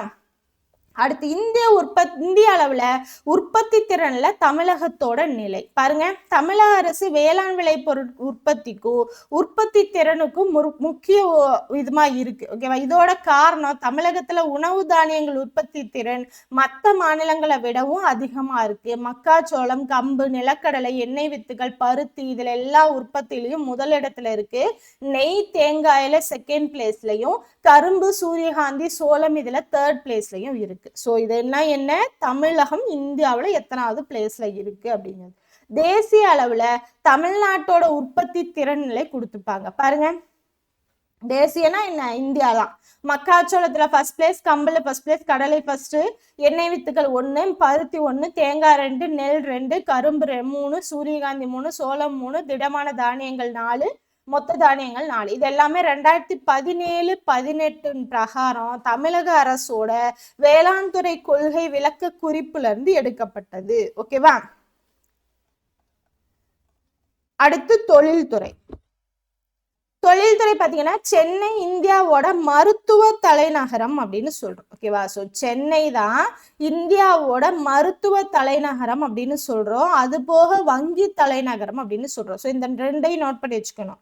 சென்னை இந்தியாவோட மருத்துவ தலைநகரம், வங்கி தலைநகரம் அப்படின்னு சொல்றோம். அடுத்து உலக வங்கியிலிருந்து பன்னாட்டு நிதி நிறுவனங்கள்ல இருந்தும் அதிக அளவு முதலீடுகளை இது ஈர்த்திருக்கிறதாலதான் நம்ம வங்கி தலைநகரம் அப்படின்னு சொல்றோம். அது போக இது ஆசியாவின் டெட்ராய்டு அப்படின்னு சொல்லலாம். ஓகேவா. ஸோ ஆசியாவின் டெட்ராய்டு அப்படின்னு ஏன் சொல்றோம், இது உலக வங்கி கிட்ட இருந்தும் பன்னாட்டு நிதி நிறுவனங்கள் கிட்ட இருந்தும் அதிக முதலீடுகளை ஈர்த்திருக்கு. ஓகேவா. ஸோ அப்ப சென்னைக்கு என்னென்ன பேர் இருக்கு, இந்தியாவின் மருத்துவ தலைநகரம், வங்கி தலைநகரம், தென்னாசியாவின் டெட்ராய்டுன்னு சொல்லலாம், ஆசியாவின் டெட்ராய்டுன்னு சொல்லலாம், ரெண்டுமே சொல்லிக்கலாம். ஓகேவா. ஸோ தென்னாசியாவின் டெட்ராய்டு இல்லைன்னா ஆசியாவின் டெட்ராய்டு. இந்தியாவில ஏறக்குறைய 110 தொழிற்பூங்காக்கள் இருக்கு. அது பாத்தீங்க அப்படின்னா தேவையான உள்கட்டமைப்பு வசதியோட தான் செயல்பட்டு வருது. தமிழகத்துல பாருங்க, தமிழக அரசு ரப்பர் பூங்கா, ஆயத்த ஆடைகள் பூங்கா, பூக்கள் பூங்கா, உயிரி தொழில்நுட்ப பூங்கா, சிறு தகவல் தொழில்நுட்ப பூங்கா, வேளாண் ஏற்றுமதி பூங்கா, இந்த மாதிரி பல துறைகள்ல முன்னேறி இருக்கு. மாநிலத்தோட பெரிய அளவுல பொறியியல் பொருட்கள் தயாரிப்பு இங்க சென்னையில அதிகமா இருக்கு. சென்னையிலையும் அதனோட சுற்றுவட்டார பகுதியிலையும் அதிகமா இருக்கு. சென்னை பன்னாட்டு அளவுல கார் உற்பத்தி ஜாம்பவான்களோட தலைநகரமா இருக்கு. ஓகேவா. ஸோ ஜாம்பவான்களோட நகரமா இருக்கு. ஸோ அதிகமா உதிரி பாகங்கள், காரோட உதிரி பாகங்கள் சென்னையில தயாரிக்கப்படுது. அடுத்து பேருந்து கட்டுமான தொழிலுக்கு பெயர் பெற்ற கரூர். அப்ப பேருந்து கட்டுமான தொழிலுக்கு எது கரூர் சொல்றாங்க. தென்னிந்திய பேருந்து கட்டுமான தொழிலுக்கான பங்களிப்புல 80% இருக்கு.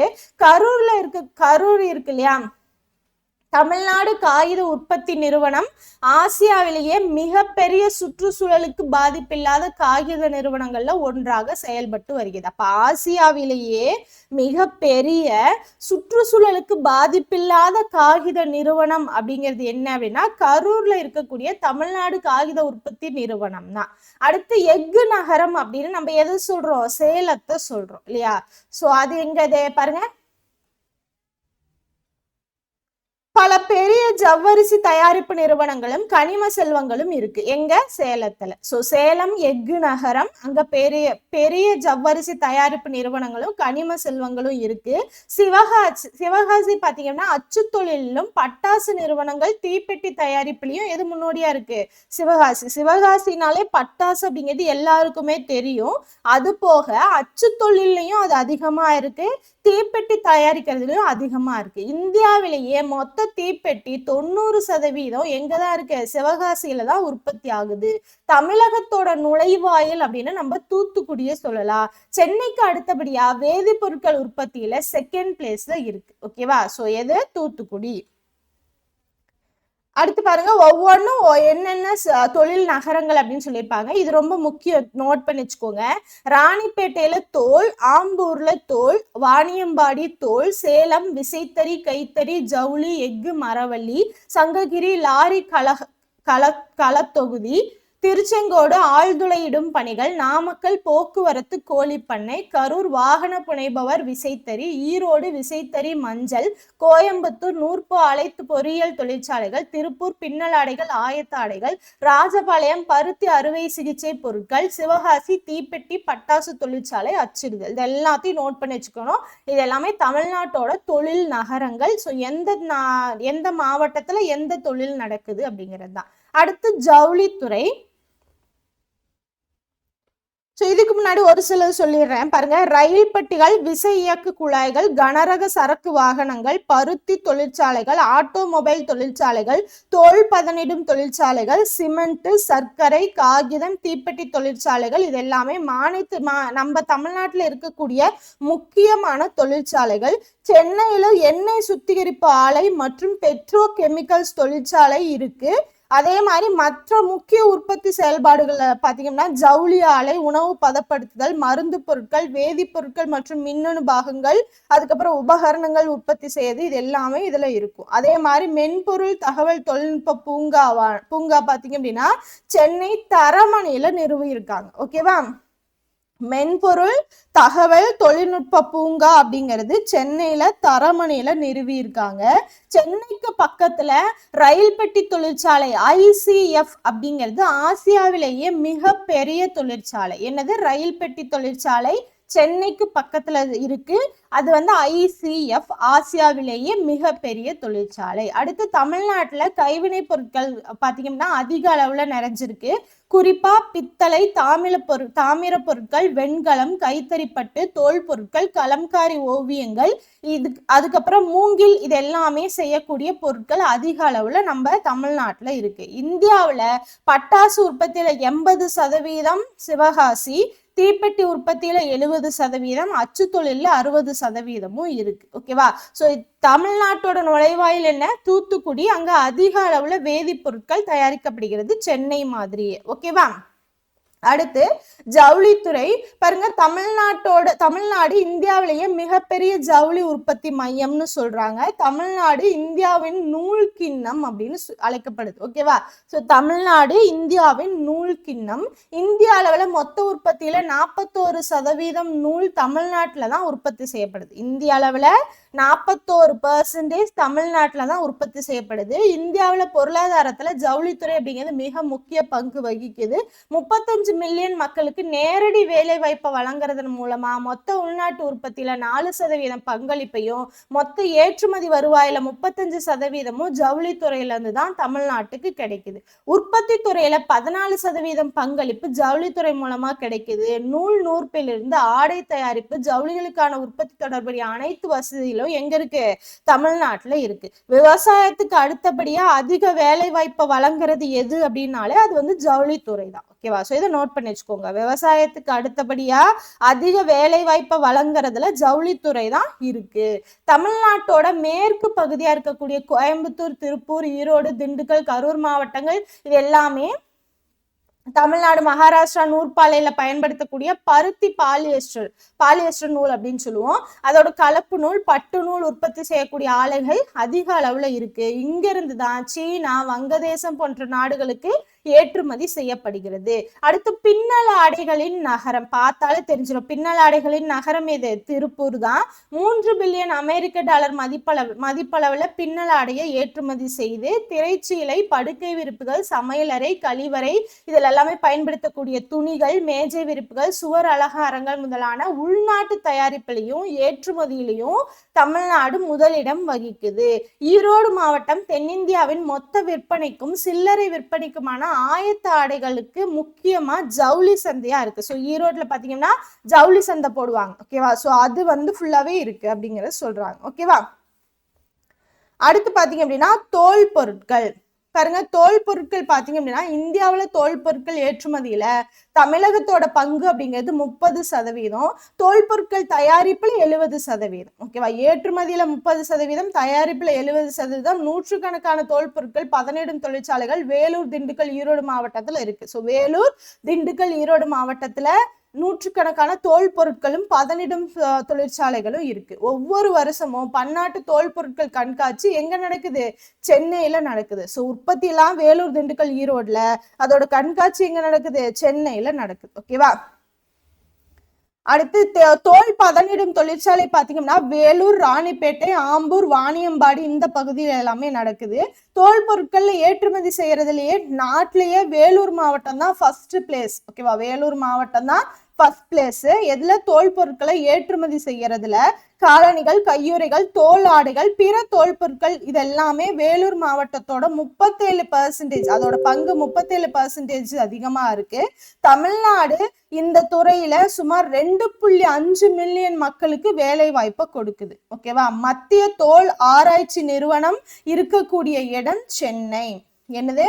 மத்திய தோல் ஆராய்ச்சி நிறுவனம் எங்க இருக்குன்னா சென்னையில இருக்கு. எப்ப ஸ்டார்ட் பண்ணாங்க அப்படின்னா 1948 ஸ்டார்ட் பண்ணிருக்காங்க மத்திய தோல் ஆராய்ச்சி நிறுவனம். அடுத்து மின்னணு சாதனங்கள். பாருங்க, மின்னணு சாதனங்கள் உற்பத்தியில தமிழ்நாடு வளர்ந்து வரக்கூடிய துறையில இருக்கு. அடுத்து பாத்தீங்கன்னா பல பன்னாட்டு நிறுவனங்கள் சென்னையை பாத்தீங்கன்னா தெற்காசியாவின் மின்னணு சாதனங்கள் உற்பத்தி மையமா தேர்ந்தெடுக்கு. அப்ப தெற்காசியாவின் மின்னணு சாதனங்கள் உற்பத்தி மையமா எது இருக்கு? சென்னை இருக்கு. ஓகேவா? சோ இந்தியாவுல மின்னணுவியல் தொழில்நுட்ப பாத்தீங்க அப்படின்னா பாருங்க, Motorola, Sony Ericsson, Samsung, Foxconn, Dell இந்த மாதிரி இருக்கக்கூடிய பல பன்னாட்டு நிறுவனங்கள் தன்னோட தெற்காசிய உற்பத்தி மையமா சென்னையை தேர்ந்தெடுத்திருக்கு. ஓகேவா? இந்நிறுவனத்துல மின் சுற்று பலகைகள், செல்போன் கருவிகள் இது எல்லாமே தயாரிக்கிறாங்க. பாரத் மிகுமின் நிறுவனம், பெல் அப்படின்னு சொல்லுவோம். ஓகேவா? சோ BHEL அப்படின்னு சொல்லுவோம். பாரத் மிகுமின் நிறுவனம் இது பாத்தீங்கன்னா திருச்சியில இருக்கு. ராணிப்பேட்டை ஆகிய நகரங்கள்ல தொழிற்சாலைகளுக்கு இருக்கு. ஓகேவா? சோ திருச்சி, ராணிப்பேட்டை இந்த இடத்துல இருக்கு. இது மின் உற்பத்தி நிலையங்களுக்கு தேவையான கொதிகலன்கள், ஜெனரேட்டர்கள், டர்பைன்கள் இது எல்லாத்தையும் தயாரித்து கொடுக்குது. அதே மாதிரி இந்தியாவுல மிகப்பெரிய தகவல் தொழில்நுட்ப பூங்கா சென்னை சிறுசேரியில இருக்கக்கூடிய சிப்காட் வளாகத்துல இருக்கு. மென்பொருள் ஏற்றுமதியில கர்நாடகாவிற்கு அடுத்தபடியா தமிழ்நாடு செகண்ட் பிளேஸ்ல இருக்கு. மென்பொருள் ஏற்றுமதியில சாஃப்ட்வேர். ஓகேவா? சோ சாஃப்ட்வேர் ஏற்றுமதியில யார் இருக்கா?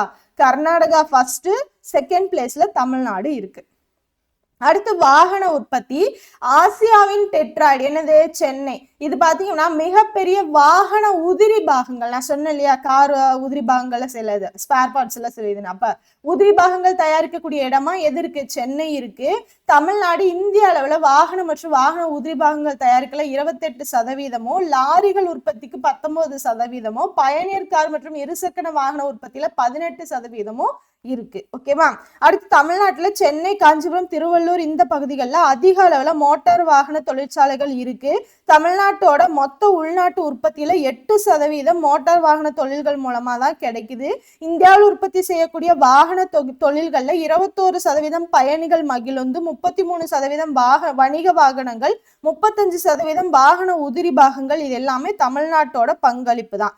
தமிழ்நாட்டுல Ford, Hyundai, HM, Mitsubishi, Ashok Leyland, வேளாண் கருவிகள் நிறுவனம் TAFE அப்படின்னு சொல்லுவோம், டிராக்டர் இது எல்லாமே உற்பத்தி தளங்கள் தமிழ்நாட்டுல இருக்கு. ஓகேவா?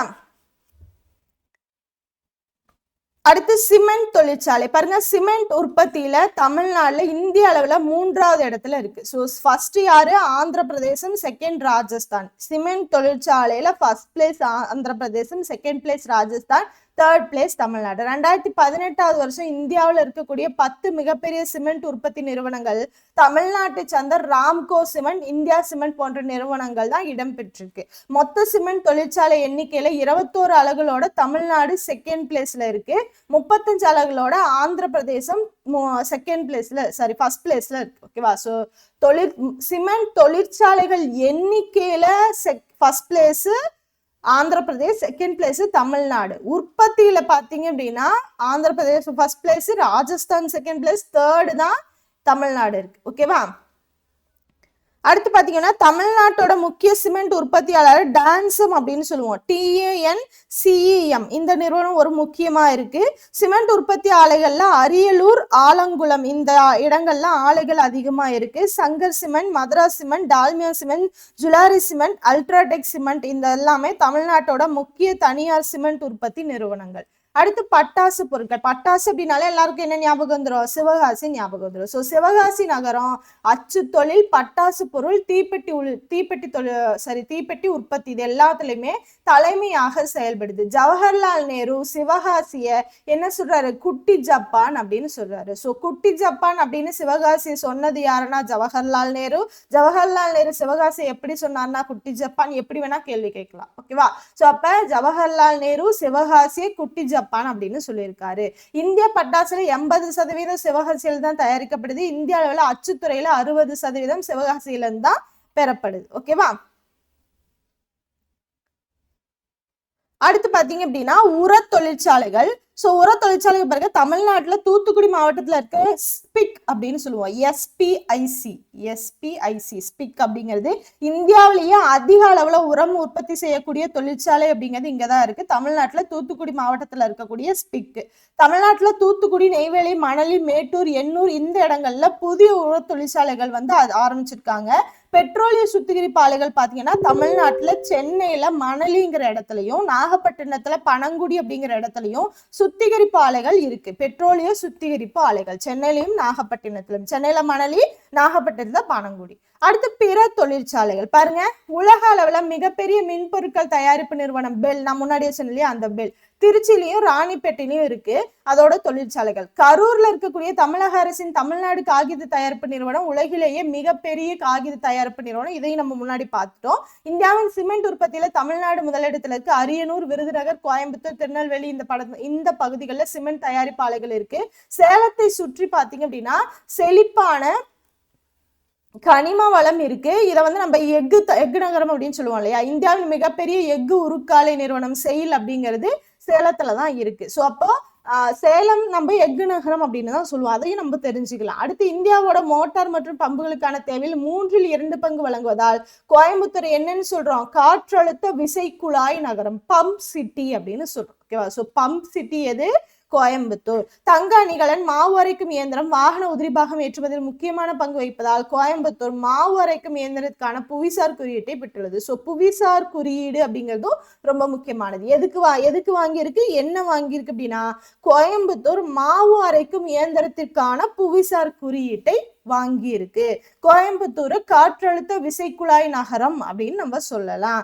தூத்துக்குடி தமிழ்நாட்டோட நுழைவாயில் அப்படின்னு நம்ம பார்த்துட்டோம். இதுல வேதிப்பொருட்கள் உற்பத்தி ஆகுது அப்படிங்கிறதையும் பார்த்தோம். இதுதான் ஃபர்ஸ்ட் பிளேஸ் அப்படிங்கிறதையும் பார்த்தோம். இந்தியாவில் உப்பு உற்பத்தியில 30% மாநில உப்பு உற்பத்தியில 70% தூத்துக்குடியில். தூத்துக்குடினாலே எல்லாருக்கும் தெரிஞ்சிடும் உப்பு தான். அப்ப வேதிப்பொருள் உற்பத்தியும் தூத்துக்குடியில இருக்கு, அது ஃபர்ஸ்ட் பிளேஸ்ல இருக்கு. உப்பு உற்பத்தியில 30%, இந்திய அளவுல மாநில அளவுல 70% இருக்கு. ஓகேவா? ஸோ தமிழ்நாடு காகித இது பார்த்தோம் இல்லையா? அந்த நிறுவனம் எப்ப தொடங்கப்பட்டது அப்படின்னா 1979 தொடங்கப்பட்டது. ஓகேவா? ஸோ கரூர்ல இருக்கக்கூடிய தமிழ்நாடு காகித தயாரிப்பு நிறுவனம் உலகிலேயே மிகப்பெரியது அப்படிங்கிறது பார்த்தோம். 1979 இது வந்து தொடங்கப்பட்டது. அடுத்து பாத்தீங்கன்னா இந்தியாவில சிமெண்ட் உற்பத்தி பார்த்தோம். அரியலூர், விருதுநகர், கோயம்புத்தூர், திருநெல்வேலி இதுல எல்லாமே அதிகமா இருக்கு. ஓகேவா?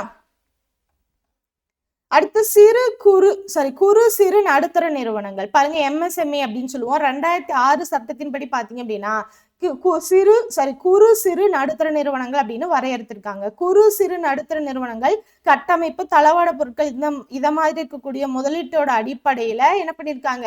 உற்பத்தி நிறுவனம் அப்படின்னும் பணிகள் நிறுவனம் அப்படின்னும் வகைப்படுத்திருக்காங்க. ஸோ நிலம் மற்றும் கட்டிடம் இதை தவிர மீதி இருக்கக்கூடியதை நம்ம என்ன சொல்லலாம்? உற்பத்தி நிறுவனம், பணிகள் நிறுவனம்னு 2ஆ பிரிக்கலாம். குறு சிறு நடுத்தர நிறுவனங்கள்ல தமிழ்நாட்டுல 15.07% தேசிய அளவுல ஃபர்ஸ்ட் பிளேஸ்ல இருக்கு குறு சிறு நடுத்தர நிறுவனத்துல. அதே மாதிரி 6.89 லட்சம் பதிவு செய்யப்பட்ட குறு சிறு நடுத்தர நிறுவனங்கள் இருக்கு. இது 8,000க்கும் வகையான பொருட்களை 32,000 கோடி முதலீட்டுல உற்பத்தி செய்யுது. ஓகேவா? அடுத்து அனைத்து துறைகளை சார்ந்த பெரும்பாலான பொருட்களை உற்பத்தி செய்து அடுத்து பாத்தீங்கன்னா அதுல ரொம்ப முக்கியமா இருக்கக்கூடிய பொறியியல் பொருட்கள், மின்சாதன பொருட்கள், வேதிப்பொருட்கள், இரும்பு, காகிதம், தீப்பெட்டி, நெசவு, ஆடை இது எல்லாமே இருக்கு. 1,68,331 கோடி முதலீட்டுல பதிவு செய்யப்பட்ட 15.61 லட்சம் முனைவோருடன் 99.7 லட்சம் பேருக்கு வேலை வாய்ப்பை வழங்குகிறது இந்த எம்எஸ்எம்இ. இது எந்த இதுல எடுத்திருக்காங்க? இது எல்லா குறிப்பும் எதுல இருந்து எடுத்திருக்காங்க அப்படின்னா 17-18 எம்எஸ்எம்இ திட்ட குறிப்புல இருந்து எடுத்திருக்காங்க. அடுத்து ஆற்றல் பாருங்க. சோ மின்னாற்றலை உற்பத்தி செய்யறதுல தமிழ்நாடு பிற தென் மாநிலங்களை காட்டிலும் முன்னணியில இருக்கு. ஓகேவா? சோ தமிழ்நாடு, கர்நாடகா, ஆந்திரா, தெலுங்கானா, கேரளா இது எல்லாமே பாத்தீங்கன்னா தென் மாநிலங்கள். இதை எப்ப எடுத்திருக்காங்க? 2017 படி எடுத்திருக்காங்க. அடுத்து பாருங்க.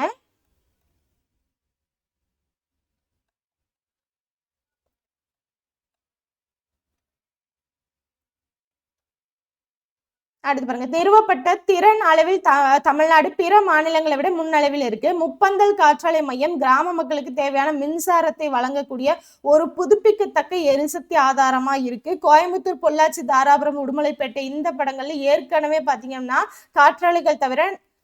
காற்றாலைகள் தவிர நாகர்கோவில், தூத்துக்குடி இதுலயும் புதுசா காற்றாலைகள் அமைச்சிருக்காங்க. சோ காற்றாலைகள் எங்க இந்த பிளேஸ்ல இருக்கு அப்படின்னா கோயம்புத்தூர், பொள்ளாச்சி, தாராபுரம், உடுமலைப்பேட்டை இந்த இடங்கள் இருக்கு.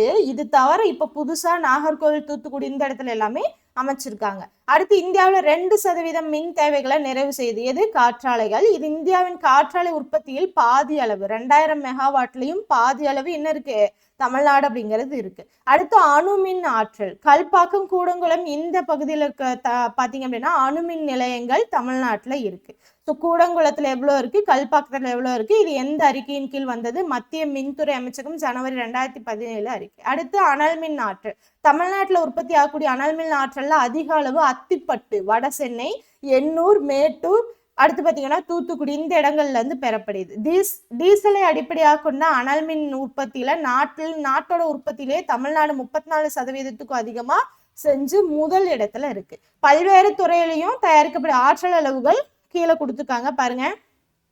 சோ அனல், புனல், அணு, பிற, காற்று, சூரிய ஒளி இது எல்லாத்துலயும் எவ்வளவு மில்லியன் அலகுகள் இருக்கு, விழுக்காடு எவ்வளவு இருக்கு, இது 2017 பிரகாரம் கொடுத்துருக்காங்க. அடுத்து பாத்தீங்கன்னா புனல் மின்சாரம். இது தமிழ்நாட்டுல 20க்கும் மேற்பட்ட புனல் மின் நிலையங்கள் இருக்கு. அதுல பாத்தீங்கன்னா குந்தா, மேட்டூர், மரவகண்டி, பார்சன் பள்ளத்தாக்கு இது எல்லாமே முக்கியமா புனல் மின்சாரம் இருக்கு. அடுத்து சூரிய சக்தி மின்சாரம். இது எல்லாமே பாருங்க இந்தியாவிலேயே சிறந்த மாநிலமா எது இருக்கு? தமிழ்நாடு இருக்கு. மொத்த திறன் ஜனவரி 2017 பிரகாரம் மெகாவாட்ல கொடுத்துருக்காங்க. தமிழ்நாடு ஃபர்ஸ்ட், ராஜஸ்தான் செகண்ட், குஜராத், அடுத்து பாத்தீங்கன்னா தெலுங்கானா, ஆந்திரா. சோ இது எல்லாமே 2017 பிரகாரம் கொடுத்திருக்காங்க. அடுத்து தென் தமிழகம் சூரிய மின்சக்தி திட்டங்களை செயல்படுத்த உகந்த மண்டலமாக இருக்கிறது. தமிழகத்திலேயே தென் தமிழகம் தான் சூரிய மின்சக்தி திட்டத்துல உகந்த மண்டலமா இருக்குங்கிறாங்க. அடுத்து காற்றாலை மின்சாரம். இந்திய அளவுல தமிழ்நாடு அதிக அளவுல காற்றாலை மின்சாரம் தயாரிக்கக்கூடிய மாநிலமா இருக்கு. கடற்கரை காற்றுல இருந்து மின்சாரம் தயாரிக்க ஏதுவான இடமாக திருநெல்வேலி கடற்கரை, தூத்துக்குடியோட தெற்கு பகுதி, ராமேஸ்வரம் கடற்கரை இது எல்லாமே இருக்கு. கடற்கரையில இருந்து வரக்கூடிய காற்றுகளை வச்சு மின்சாரம் தயாரிக்கிறது. அடுத்து பணிகள் துறை. சோ வேளாண் துறை பார்த்தாச்சு, தொழில்துறை பார்த்தாச்சு, அடுத்து பணிகள் துறை. வங்கி, காப்பீடு, ஆற்றல், போக்குவரத்து, தகவல் தொடர்பு இது எல்லாமே 3ஆம் துறையான பணிகள் துறை அப்படின்னு சொல்லலாம். 3 துறையா பிரிக்கலாம் இல்லையா தொழில்களை? முதன்மை துறை வேளாண்மை, இரண்டாம் நிலைத்துறை தொழில்துறை, 3ஆம் நிலைத்துறை தான் பணிகள் துறை இல்லைன்னா சேவை துறை அப்படின்னு நம்ம சொல்லுவோம். ஸோ வங்கி பார்த்தீங்கன்னா தமிழ்நாட்டில் இருக்கக்கூடிய மொத்த வங்கி பணிகள்ல நாட்டுடைமையாக்கப்பட்ட வணிகள் 52% பங்குகளோட பணியாற்று. இதோட கிளைகள் என்ன? 5337 கிளைகள். தனியார் வணிக வங்கிகள் 30%, பாரத ஸ்டேட் வங்கி அதோட துணை நிறுவனங்கள் 13%, வட்டார கிராமிய வங்கிகள் 5%, 2 அயல்நாட்டு வங்கி கிளைகளும் இருக்கு, பணியில இருக்கு. தமிழ்நாட்டோட வங்கிகள மொத்த வைப்பு நிதியான ஒவ்வொரு வருஷமும் பாத்தீங்கன்னா 14.32% உயர்வோட மார்ச் 2017 ஆண்டுல எவ்வளவு இருந்திருக்கு? 6,65,068.59 கோடியை எட்டி இருக்கு. கடன் தொகை ஒவ்வொரு வருஷமும் 13.5% அதிகரித்து மார்ச் 2017 6,95,500.31 கோடியா இருக்கு. முன்னுரிமை துறையான கடன் தொகையானது முன்னுரிமை துறைக்கு கடன் தொகை பார்த்தீங்கன்னா 45.5%. வேளாண்மை துறைகளுக்கான கடல் வளங்கள் அளவு 2017 பிரகாரம் 19.81% இருக்கு. தமிழ்நாட்டில் இருக்கக்கூடிய வங்கி இந்தியாவிலேயே அதிக கடன் வைப்பு வீதமான 119.15% இருக்கு. இந்திய அளவில் இதோட சதவீதம் அப்படிங்கிறது 77.5%. தமிழ்நாடு தான் அதிகமா இருக்கு. அடுத்து கல்வி பாருங்க, பள்ளி கல்வி நிகர மாணவர் சேர்க்கை விகிதம் பார்த்தீங்கன்னா தமிழ்நாட்டில் அதிகரிச்சிருக்கு. நிதி ஆயோக் அறிக்கையின்படி 2016 துவக்க நிலை அளவில் நிகர மாணவர் சேர்க்கை வீதம் தமிழ்நாட்டில் பாருங்க கேரளாவோட சராசரியை விட அதிகமா இருக்கு. ஓகே, ஸோ தமிழ்நாடு கேரளாவை விடவும் நாட்டோட சராசரியை விடவும் அதிகமா இருக்கு. உலக அளவில் 59% இருக்கு. அடுத்து தமிழ்நாடு தொடக்க கல்வி புள்ளி நேரம் பாருங்க, பள்ளிகளோட எண்ணிக்கை துவக்கப்பள்ளி, நடுநிலைப்பள்ளி, உயர்நிலை மேல்நிலைப்பள்ளி, இது 2016-17 இன்ஃபர்மேஷன். அடுத்து தொடக்க பள்ளிக்கான மொத்த மாணவர் சேர்க்கை விகிதம் பார்த்தீங்கன்னா 118.8%. நடுநிலை பள்ளிகளுக்கான மொத்த மாணவர் சேர்க்கை விகிதம் 112.3%. அடுத்து உயர்நிலை பள்ளிகளுக்கான சதவீதம் அப்படிங்கிறது சேர்க்கை சதவீதம் அப்படிங்கிறது 62.7%. அதாவது வகுப்பு 9 to 10. இது அடுத்து பார்த்தீங்கன்னா மேல்நிலை பள்ளிகளுக்கானது 49.26. ஓகேவா, ஒவ்வொன்றும் கொடுத்துருப்பாங்க 1 to 5, 6 to 8, 9, 10, 11, 12. அடுத்து பார்த்தீங்கன்னா உயர்கல்வி பாருங்க, உயர்கல்விக்கான மொத்த சேர்க்கை விகிதத்தில் தமிழ்நாடு தொடர்ந்து பிற மாநிலங்களுக்காட்டியும் முதலிடத்துல தான் இருக்கு. தமிழ்நாட்டோட மொத்த சேர்க்கை வீதம் பார்த்தீங்கன்னா 46.9%. மற்ற மாநிலங்களை விடவும் நாட்டோட சராசரி விடவும் இது வந்து அதிகமா இருக்கு.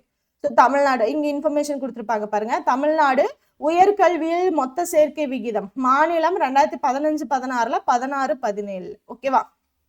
அடுத்து தமிழ்நாட்டில் 59 பல்கலைக்கழகங்களும் 40 மருத்துவக் கல்லூரிகளும் 517 பொறியியல் கல்லூரிகளும் 2260 கலை அறிவியல் கல்லூரிகளும் 447 பல் தொழில்நுட்ப கல்லூரிகளும் 20 மருத்துவக் கல்லூரிகளும் இருக்கு. ஒவ்வொரு ஆண்டு தமிழகத்துல 4 லட்சம் பொறியியல் பல் தொழில்நுட்ப பயின்ற மாணவர்கள் வெளியேறுகின்றனர். இந்திய அளவில் உச்சபட்ச அளவு இதுதான். அடுத்து கல்வி கடன்கள் பாருங்க, 2013-14 ஆண்டிலிருந்து 2015-16 வரை பொதுத்துறை வங்கிகள் முன்னுரிமை துறைகளுக்கு வழங்கும் கடன்களின் அளவில் 20.8 விழுக்காட்டை கல்வி கடனாக தமிழ்நாடு வழங்கியுள்ளது. ஸோ முன்னுரிமை துறைகளுக்கு வழங்கக்கூடிய கடன்களோட அளவுல கல்வி கடனா எவ்வளவு கொடுத்துருக்கு? 20.8% கொடுத்துருக்கு. ஆந்திர பிரதேசம் 11.2%, 2ஆம் இடம். So first place Andhra Pradesh, second place Maharashtra, third place. ஓகேவா. தமிழ்நாட்டில் தான் இந்திய அளவில் அதிக பயனாளிகள் இருக்காங்கன்னு சொல்றாங்க. இதே காலகட்டத்தில் தான் தனியார் வங்கி கேரளால 37.8%, தமிழ்நாட்டில 24.8% வழங்கி இருக்கு. இது தனியார் வங்கி. மொத்த தனியார் வங்கி வழங்கியுள்ள கல்வி கடன்களில் கர்நாடகமும் கேரளாவும் 60% அளவிற்கு வழங்கி இருக்கு. அடுத்து பாத்தீங்கன்னா தமிழகத்துல அரசு பள்ளி மாணவர்களோட கற்றல் திறனை மேம்படுத்துறதுக்காக சில சமீபத்திய நடவடிக்கைகள் எடுத்திருக்காங்க. ஸோ இல்லம் தேடி கல்வி திட்டம், இது பாத்தீங்கன்னா அந்த கொரோனா வந்ததுக்கு அப்புறம் ஸ்கூலுக்கு போக முடியாம குழந்தைங்க இருந்தாங்க இல்லையா, ஸோ அந்த டைம்ல இல்லம் தேடி கல்வி திட்டம் அப்படிங்கிறது கொண்டு வந்தாங்க. அக்டோபர் 27, 2021. ஸோ அக்டோபர் 27, 2021 இல்லம் தேடி கல்வி திட்டம். ஸோ கோவிட்-19 இருக்கு இல்லையா, அந்த பெருந்தொற்று காரணமா ஏற்பட்ட கற்றல் இடைவெளியை குறைக்கிறதுக்காக இந்த திட்டம் கொண்டு வரப்பட்டது. இந்த திட்டத்தின் மூலம் 1 to 8வது வகுப்பு படிக்கக்கூடிய மாணவர்கள் வீட்டிலேயே கல்வி வழங்குதல் தான். ஸோ ஆசிரியர்கள் நேரடியா போய் வீட்டுக்கே கொண்டு போய் அங்க பக்கத்துல இருக்க குழந்தைங்களுக்கு சொல்லித்தரது அந்த மாதிரி. அடுத்து எண்ணும் எழுத்தும் திட்டம், இது பாத்தீங்க அப்படின்னா ஜூன் 12, 2022 தொடங்கப்படாங்க. எண்ணும் எழுத்தும் திட்டம். இந்த திட்டத்தின் மூலமா 1ல இருந்து 3வது வரைக்கும் படிக்கக்கூடிய மாணவர்களுக்கு அடிப்படை எண்ணறிவு எழுத்தறிவு வழங்குதல் தான் இதோட நோக்கமா இருந்தது. அடுத்து நான் முதல்வர் திட்டம் மார்ச் 1, 2021 10 லட்சம் மாணவர்களுக்கு திறன் பயிற்சி வழங்கி அவர்கள் பொருளாதார ரீதியா வாழ்வில மேம்பாடு அடைவதற்காக இந்த திட்டம் கொண்டு வந்தாங்க. ஓகேவா. ஸோ இது எல்லாமே. அடுத்து பாத்தீங்க அப்படின்னா உயர்கல்வியில தமிழக அரசு பாத்தீங்கன்னா 2020-21 ஆண்டிற்கான பொறியியல் மாணவர்கள் சேர்க்கையை கலந்தாய்வு பாத்தீங்க அப்படின்னா அந்த கவுன்சிலிங் இருக்கு இல்லையா, அதுல தமிழ்நாடு மின் ஆளுமை நிறுவனம் உதவியுடன் ஆன்லைனில் தமிழக அரசு நடத்தியது. ஏன்னா அந்த கொரோனா டைம் அப்படிங்கிறதால 2020-21 கவுன்சிலிங் என்ன பண்ணாங்க, ஆன்லைன்ல இது பண்ணாங்க. யார் கூட சேர்ந்து, தமிழ்நாடு மின் ஆளுமை நிறுவனம் உதவியுடன்.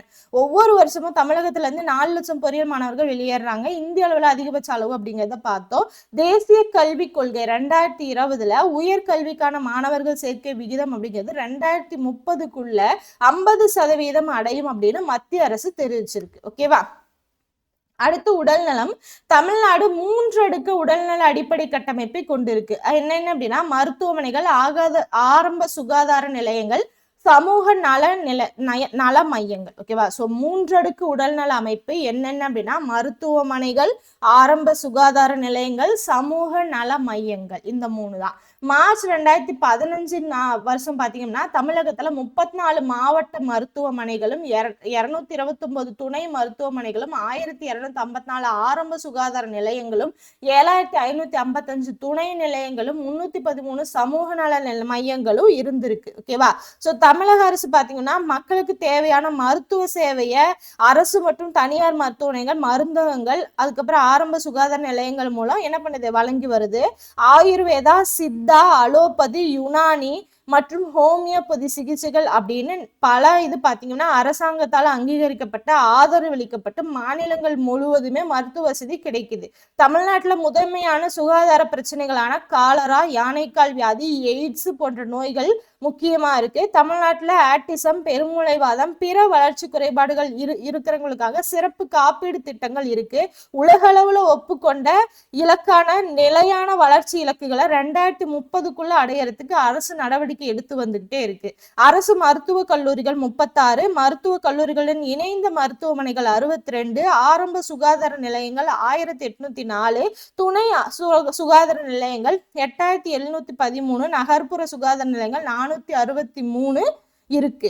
தமிழ்நாட்டுல செயல்படுத்தக்கூடிய சில சமீபத்திய சுகாதார திட்டங்கள் என்னென்ன அப்படின்னா, தமிழ்நாடு சுகாதார சீரமைப்பு திட்டம் ஜூலை 2019, மக்களை தேடி மருத்துவம் ஆகஸ்ட் 5, 2021, நம்மை காக்கும் 48 திட்டம் இன்னுயிர் காப்போம் டிசம்பர் 19, 2021, கலைஞரின் வருமுன் காப்போம் திட்டம் 2021, முதலமைச்சரின் விரிவான மருத்துவ காப்பீட்டு திட்டம் 2012. ஓகேவா. சோ இது எல்லாமே சமீபத்துல செயல்பாட்டுல இருக்கக்கூடிய சில சமீபத்திய சுகாதார திட்டங்கள். ஓகேவா.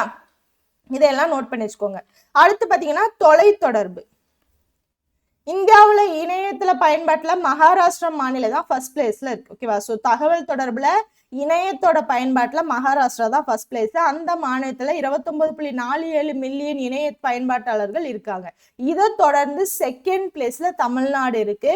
தமிழ்நாடு, ஆந்திரா, கர்நாடகா இந்த மாநிலங்கள் இருக்கு. மார்ச் 2016 வருஷம் அரசு புள்ளி விவரப்படி இந்தியாவுல மொத்தம் 342.65 மில்லியன் இணையதள சந்தாதாரர்கள் இருக்கிறாங்க. தமிழ்நாட்டுல 28.01 மில்லியன் சந்தாதாரர்களும், ஆந்திராவில 24.87, கர்நாடகால 22.63 மில்லியன் சந்தாதாரர்களும் இருக்காங்க. சோ இந்தியாவுல இணையத்தோட பயன்பாட்டுல செகண்ட் பிளேஸ்ல தமிழ்நாடு இருக்கு. அடுத்து போக்குவரத்து. தமிழ்நாடு மிகச்சிறந்த மேம்படுத்தப்பட்ட போக்குவரத்து வசதி கொண்டு இருக்கு. அதன் மூலம் பாத்தீங்கன்னா எல்லா பகுதிகளையும் இணைக்குது. நாட்டிலுள்ள நகரங்கள், கிராமப்புறங்கள், வேளாண் அங்காடி பொருட்கள் இது எல்லாத்தையும் இணைக்கக்கூடிய விரிவுபடுத்தப்பட்ட சாலை போக்குவரத்து தமிழ்நாட்டுல இருக்கு. மாநில முதலீட்டுக்கு மிக முக்கியமான பங்கு இது வகிக்குது. ஓகேவா. அடுத்து சாலை வசதி. மாநிலத்துல 28 தேசிய நெடுஞ்சாலைகள் 5036 கிலோமீட்டர் தொலைவன இணைக்குது. அதே மாதிரி தமிழ்நாட்டுல மொத்த சாலை நீளம் அப்படிங்கிறது 1,67,000 கிலோமீட்டர். இதுல 60,628 கிலோமீட்டர் பாத்தீங்க அப்படின்னா தேசிய நெடுஞ்சாலை துறையால பராமரிக்கப்படுது. பொதுத்துறை, தனியார் துறை பங்களிப்புல 20% திட்டங்கள் இங்க செயல்படுத்தப்பட்டு வருகிறது. ஓகேவா. சோ தமிழ்நாட்டிலே சாலை போக்குவரத்துல நாட்டிலேயே செகண்ட் பிளேஸ் தமிழ்நாடு. ஸோ எவ்வளோ கிலோமீட்டர் அப்படிங்கிறது நோட் பண்ணி வச்சுக்கோங்க. 1,67,000 கிலோமீட்டர், அதில் 60,628 கிலோமீட்டர் தொலைவு தேசிய நெடுஞ்சாலை துறையால பராமரிக்கப்படுது. அடுத்து இருப்பு போக்குவரத்து. ஓகேவா. ஸோ ரயில் போக்குவரத்து, இருப்பு பாதை அப்படின்னு சொல்றோம். தமிழ்நாட்டுல நன்கு மேம்படுத்தப்பட்ட இருப்பு பாதை அமைப்பு இருக்கு. சென்னையை தலைமையிடையா கொண்ட செயல்படக்கூடிய தென்னக ரயில்வே சென்னையை தலைமையிடமாக கொண்டு செயல்படும் தென்னக ரயில்வே தமிழ்நாடு, கேரளா, புதுச்சேரி, கர்நாடகா, ஆந்திராவின் சில பகுதிகளை உள்ளடக்கி இருக்கு. தமிழ்நாட்டுல இருக்கக்கூடிய இருப்பு பாதையோட மொத்த நீளம் 6693. ஓகேவா? ஸோ மொத்த நீளம் 6693 கிலோமீட்டர். 690 ரயில் நிலையங்கள் இருக்கு. இதன் மூலம் இந்தியாவில் இருக்கக்கூடிய முக்கிய நகரங்களை இணைக்குது. சென்னை, கோயம்புத்தூர், ஈரோடு, மதுரை, சேலம், திருச்சிராப்பள்ளி, திருநெல்வேலி இந்த மாதிரி முக்கியமான தொடர்வண்டி நிலையங்கள் இருக்கு. சென்னையில மேம்படுத்தப்பட்ட அதிவிரைவு மெட்ரோ ரயில் போக்குவரத்து தொடங்கக்கூடிய பணி மே 2017 ஆரம்பிச்சிருக்காங்க. அடுத்து வான்வெளி போக்குவரத்து பாத்தீங்க அப்படின்னா தமிழ்நாட்டுல 4 முக்கியமான பன்னாட்டு விமான நிலையங்கள் இருக்கு. மும்பை, டில்லிக்கு அடுத்தபடியா இந்தியாவில் 3வது பெரிய பன்னாட்டு விமான நிலையமா சென்னை இருக்கு. So first Mumbai, second Delhi, third பாத்தீங்கன்னா சென்னை. கோயம்புத்தூர், மதுரை, திருச்சிராப்பள்ளி ஆகிய மாவட்டங்களில் பன்னாட்டு விமான நிலையங்கள் இருக்கு. ஸோ பன்னாட்டு இன்டர்நேஷனல். ஓகேவா? ஸோ இன்டர்நேஷனல் இங்கேருந்து வெளிநாட்டுக்கு போறது. இப்ப சென்னை, கோயம்புத்தூர், மதுரை, திருச்சிராப்பள்ளி 4 இடத்துல இருக்கு. அடுத்து தூத்துக்குடி, சேலம், மதுரை ஆகிய இடங்கள்ல உள்நாட்டு விமான நிலையங்கள் பல்வேறு பகுதிகளோடு இணைக்கப்படுது. இத்துறையில தொடர் நடவடிக்கை மூலம் பயணிகள் போக்குவரத்தும் சரக்கு போக்குவரத்தும் உன்னத வளர்ச்சி அடைஞ்சிருக்கு.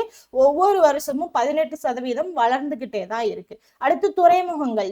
சென்னை, எண்ணூர், தூத்துக்குடி இந்த மாதிரி தமிழ்நாட்டோட மிகப்பெரிய துறைமுகங்கள் இருக்கு. சென்னை, எண்ணூர், தூத்துக்குடி. நாகப்பட்டினம் நடுத்தர துறைமுகம்.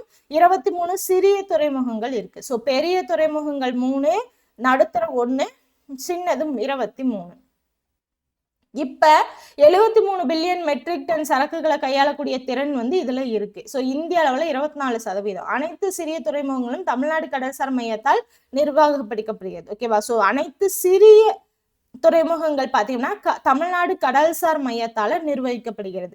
சென்னை துறைமுகம் கொள்கலன்களை கையாளும் திறன் கொண்ட இந்தியாவின் 2வது முக்கியமான செயற்கை துறைமுகம். ஓகேவா? ஸோ 2வது முக்கியமான செயற்கை துறைமுகம். செயற்கை துறைமுகம்னா என்ன அப்படின்னா நம்மளா கட்டி உருவாக்குறது. ஓகேவா? இயற்கை துறைமுகம் அப்படின்னா என்ன அப்படின்னா அதுவே அந்த கடல் அலைகள் மோதி மோதி ஒரு இது மாதிரி உருவாக்கும். ஓகேவா? ஸோ அதுவே ஒரு தடுப்பு மாதிரி உருவாகும். அதுக்கப்புறம் அதுல கட்டுறதா இயற்கை துறைமுகம். செயற்கை துறைமுகம்னா அந்த இடத்துல அந்த மாதிரி மேடுகள் எதுவுமே இருக்காது, கடல் தடுப்பு எதுவும் இருக்காது.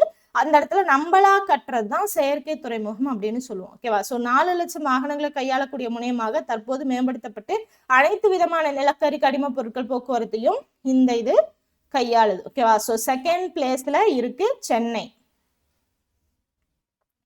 அடுத்து சுற்றுலா பாருங்க. முதல்ல இருந்தே தமிழ்நாடு அப்படிங்கிறது ஒரு சிறந்த சுற்றுலா மையமா இருக்கு. அண்மை காலங்கள்ல நமது மாநிலம் பாத்தீங்கன்னா உள்ளூர் வெளிநாட்டு பயணிகள் மூலமா முதன்மை புகலிடமா இருக்கு. தமிழ்நாடு அரசு மேற்பார்வையில் இறங்கக்கூடிய தமிழ்நாடு சுற்றுலா மேம்பாட்டுத்துறை டிடிடிசி அப்படின்னு சொல்லுவோம். தமிழ்நாட்டோட சுற்றுலாவை மேம்படுத்துது. இந்திய மாநிலங்கள்ல 25 கோடி சுற்றுலா பயணிகளோட தமிழ்நாடு முதலிடம். ஸோ சுற்றுலா பயணிகள்ல முதலிடம் 2013 தமிழ்நாடு தான். இந்த துறையோட ஆண்டு சராசரி வளர்ச்சி அப்படிங்கிறது 16%. ஏறக்குறைய 28 லட்சம் வெளிநாட்டு பயணிகள், 11 கோடி உள்நாட்டு பயணிகள் என்ன பண்றாங்க, தமிழகத்துக்கு வராங்க அப்படின்னு சொல்லுது. ஸோ இந்தியாவில சுற்றுலா பயணிகளோட வருகை 2016 கொடுத்திருப்பாங்க. பாருங்க, தமிழ்நாட்டுல பிற மாநிலங்கள்லயும் உள்நாட்டு பயணிகளோட வருகை என்னென்ன இருக்கு அப்படிங்கறத கொடுத்திருப்பாங்க. இங்க தமிழ்நாட்டுல பிற மாநிலங்களும் வெளிநாட்டு சுற்றுலா பயணிகளும் கொடுத்திருப்பாங்க. இதுல ஆண் பெண்களும் தனித்தனியா கொடுத்திருப்பாங்க. இது 2016 படி எடுத்தது. அடுத்து வறுமையும் வேலையின்மையும். ஸோ வறுமை இல்லை அப்படிங்கிற இலக்கண அடையறதுக்கு முயற்சியில இந்தியாவில் தமிழ்நாடு முன்னிலையில இருக்கிறதா நிதி ஆயோக் அறிக்கை அப்படிங்கிறது சொல்லியிருக்கு. நிதி ஆயோக் பல்பரிமாண வறுமை குறியீடு 2021 பிரகாரம் பார்த்தீங்கன்னா வறுமை குறைவான உள்ள மாநிலம் கேரளா, கோவா, சிக்கிம், தமிழ்நாடு 4th பிளேஸ்ல இருக்கு. வறுமை அதிகமா இருக்கக்கூடிய மாநிலம் பீகாரும் ஜார்க்கண்டும். ஓகேவா? ஸோ வறுமைக்கு தனிப்பட்ட நபர்கள் தான் காரணம். வறுமையினால ஏழை மக்கள் சமூக பொருளாதார ரீதியா மிகவும் பின்தங்கி இருக்காங்க. சர்வதேச வறுமை ஒழிப்பு தினம் அப்படிங்கிறது அக்டோபர் 17. ஸோ சர்வதேச வறுமை ஒழிப்பு தினம் அக்டோபர் 17. இந்திய பொருளாதாரத்தை கண்காணிக்கக்கூடிய அமைப்பு CMIE அறிக்கையின் படி பார்த்தீங்க அப்படின்னா 2024 தமிழ்நாட்டுல வேலையின்மை விகிதம் அப்படிங்கிறது 9.2% அப்படின்னு சொல்லியிருக்காங்க. இந்தியாவில் அதிக வேலையின்மை விகிதம் இருக்கக்கூடிய மாநிலங்கள் ஹரியானா, ராஜஸ்தான். இது ரெண்டும் வேலையின்மை விகிதம். முன்னாடி சொன்னது வறுமை, இது வேலையின்மை. இந்தியாவில் குறைவா வேலையின்மை இருக்கக்கூடிய மாநிலம் தெலுங்கானா. இந்திய மக்கள் பாத்தீங்கன்னா கற்றோர் வேலையின்மை அதுக்கப்புறம் தொழில்நுட்ப வளர்ச்சியினால் தொழில்நுட்ப அறிவு இல்லாதவர்களிடத்தில் வேலையின்மை அதிகமா இருக்கு. தமிழ்நாட்டுல 2005ல இருந்து வறுமை ஒழிப்பு நடவடிக்கைகள் வேகமா வளர்ந்து வருது அப்படிங்கிறது. ஏன்னா 2005ல இருந்து அதிகமா வளர்ந்து வந்துட்டு இருக்கு அப்படின்னு நம்ம பார்த்தோம். வறுமை ஒழிப்புலையும் 2005ல இருந்து என்ன பண்ணிருக்காங்க, வளர்ந்து வந்துட்டு இருக்காங்க. ஓகேவா? சோ நாட்டளவுல வேலை வாய்ப்பின்மை அளவுல சராசரி 50, அதாவது 1000 பேருக்கு எவ்வளவு அப்படிங்கிறது தான். 1000 பேருக்குள்ள எத்தனை பேர் வேலை இல்லாம இருக்காங்க அப்படிங்கிறது தான் நாட்டளவுல வேலையின்மை அளவோட சராசரி. தமிழ்நாட்டுல 1000க்கு 42 பேர், இந்தியாவை பொறுத்த வரைக்கும் 50 பேர் வேலை இல்லாம இருக்காங்க. தேசிய அளவுல தமிழகம் 22வது இடத்துல இருக்கு. இது வந்து பழசு. ஓகேவா? இப்ப நான் சொன்னது என்னது, ஃபர்ஸ்ட் 4th பிளேஸ்ல, சாரி வறுமையில 4th பிளேஸ். ஓகேவா?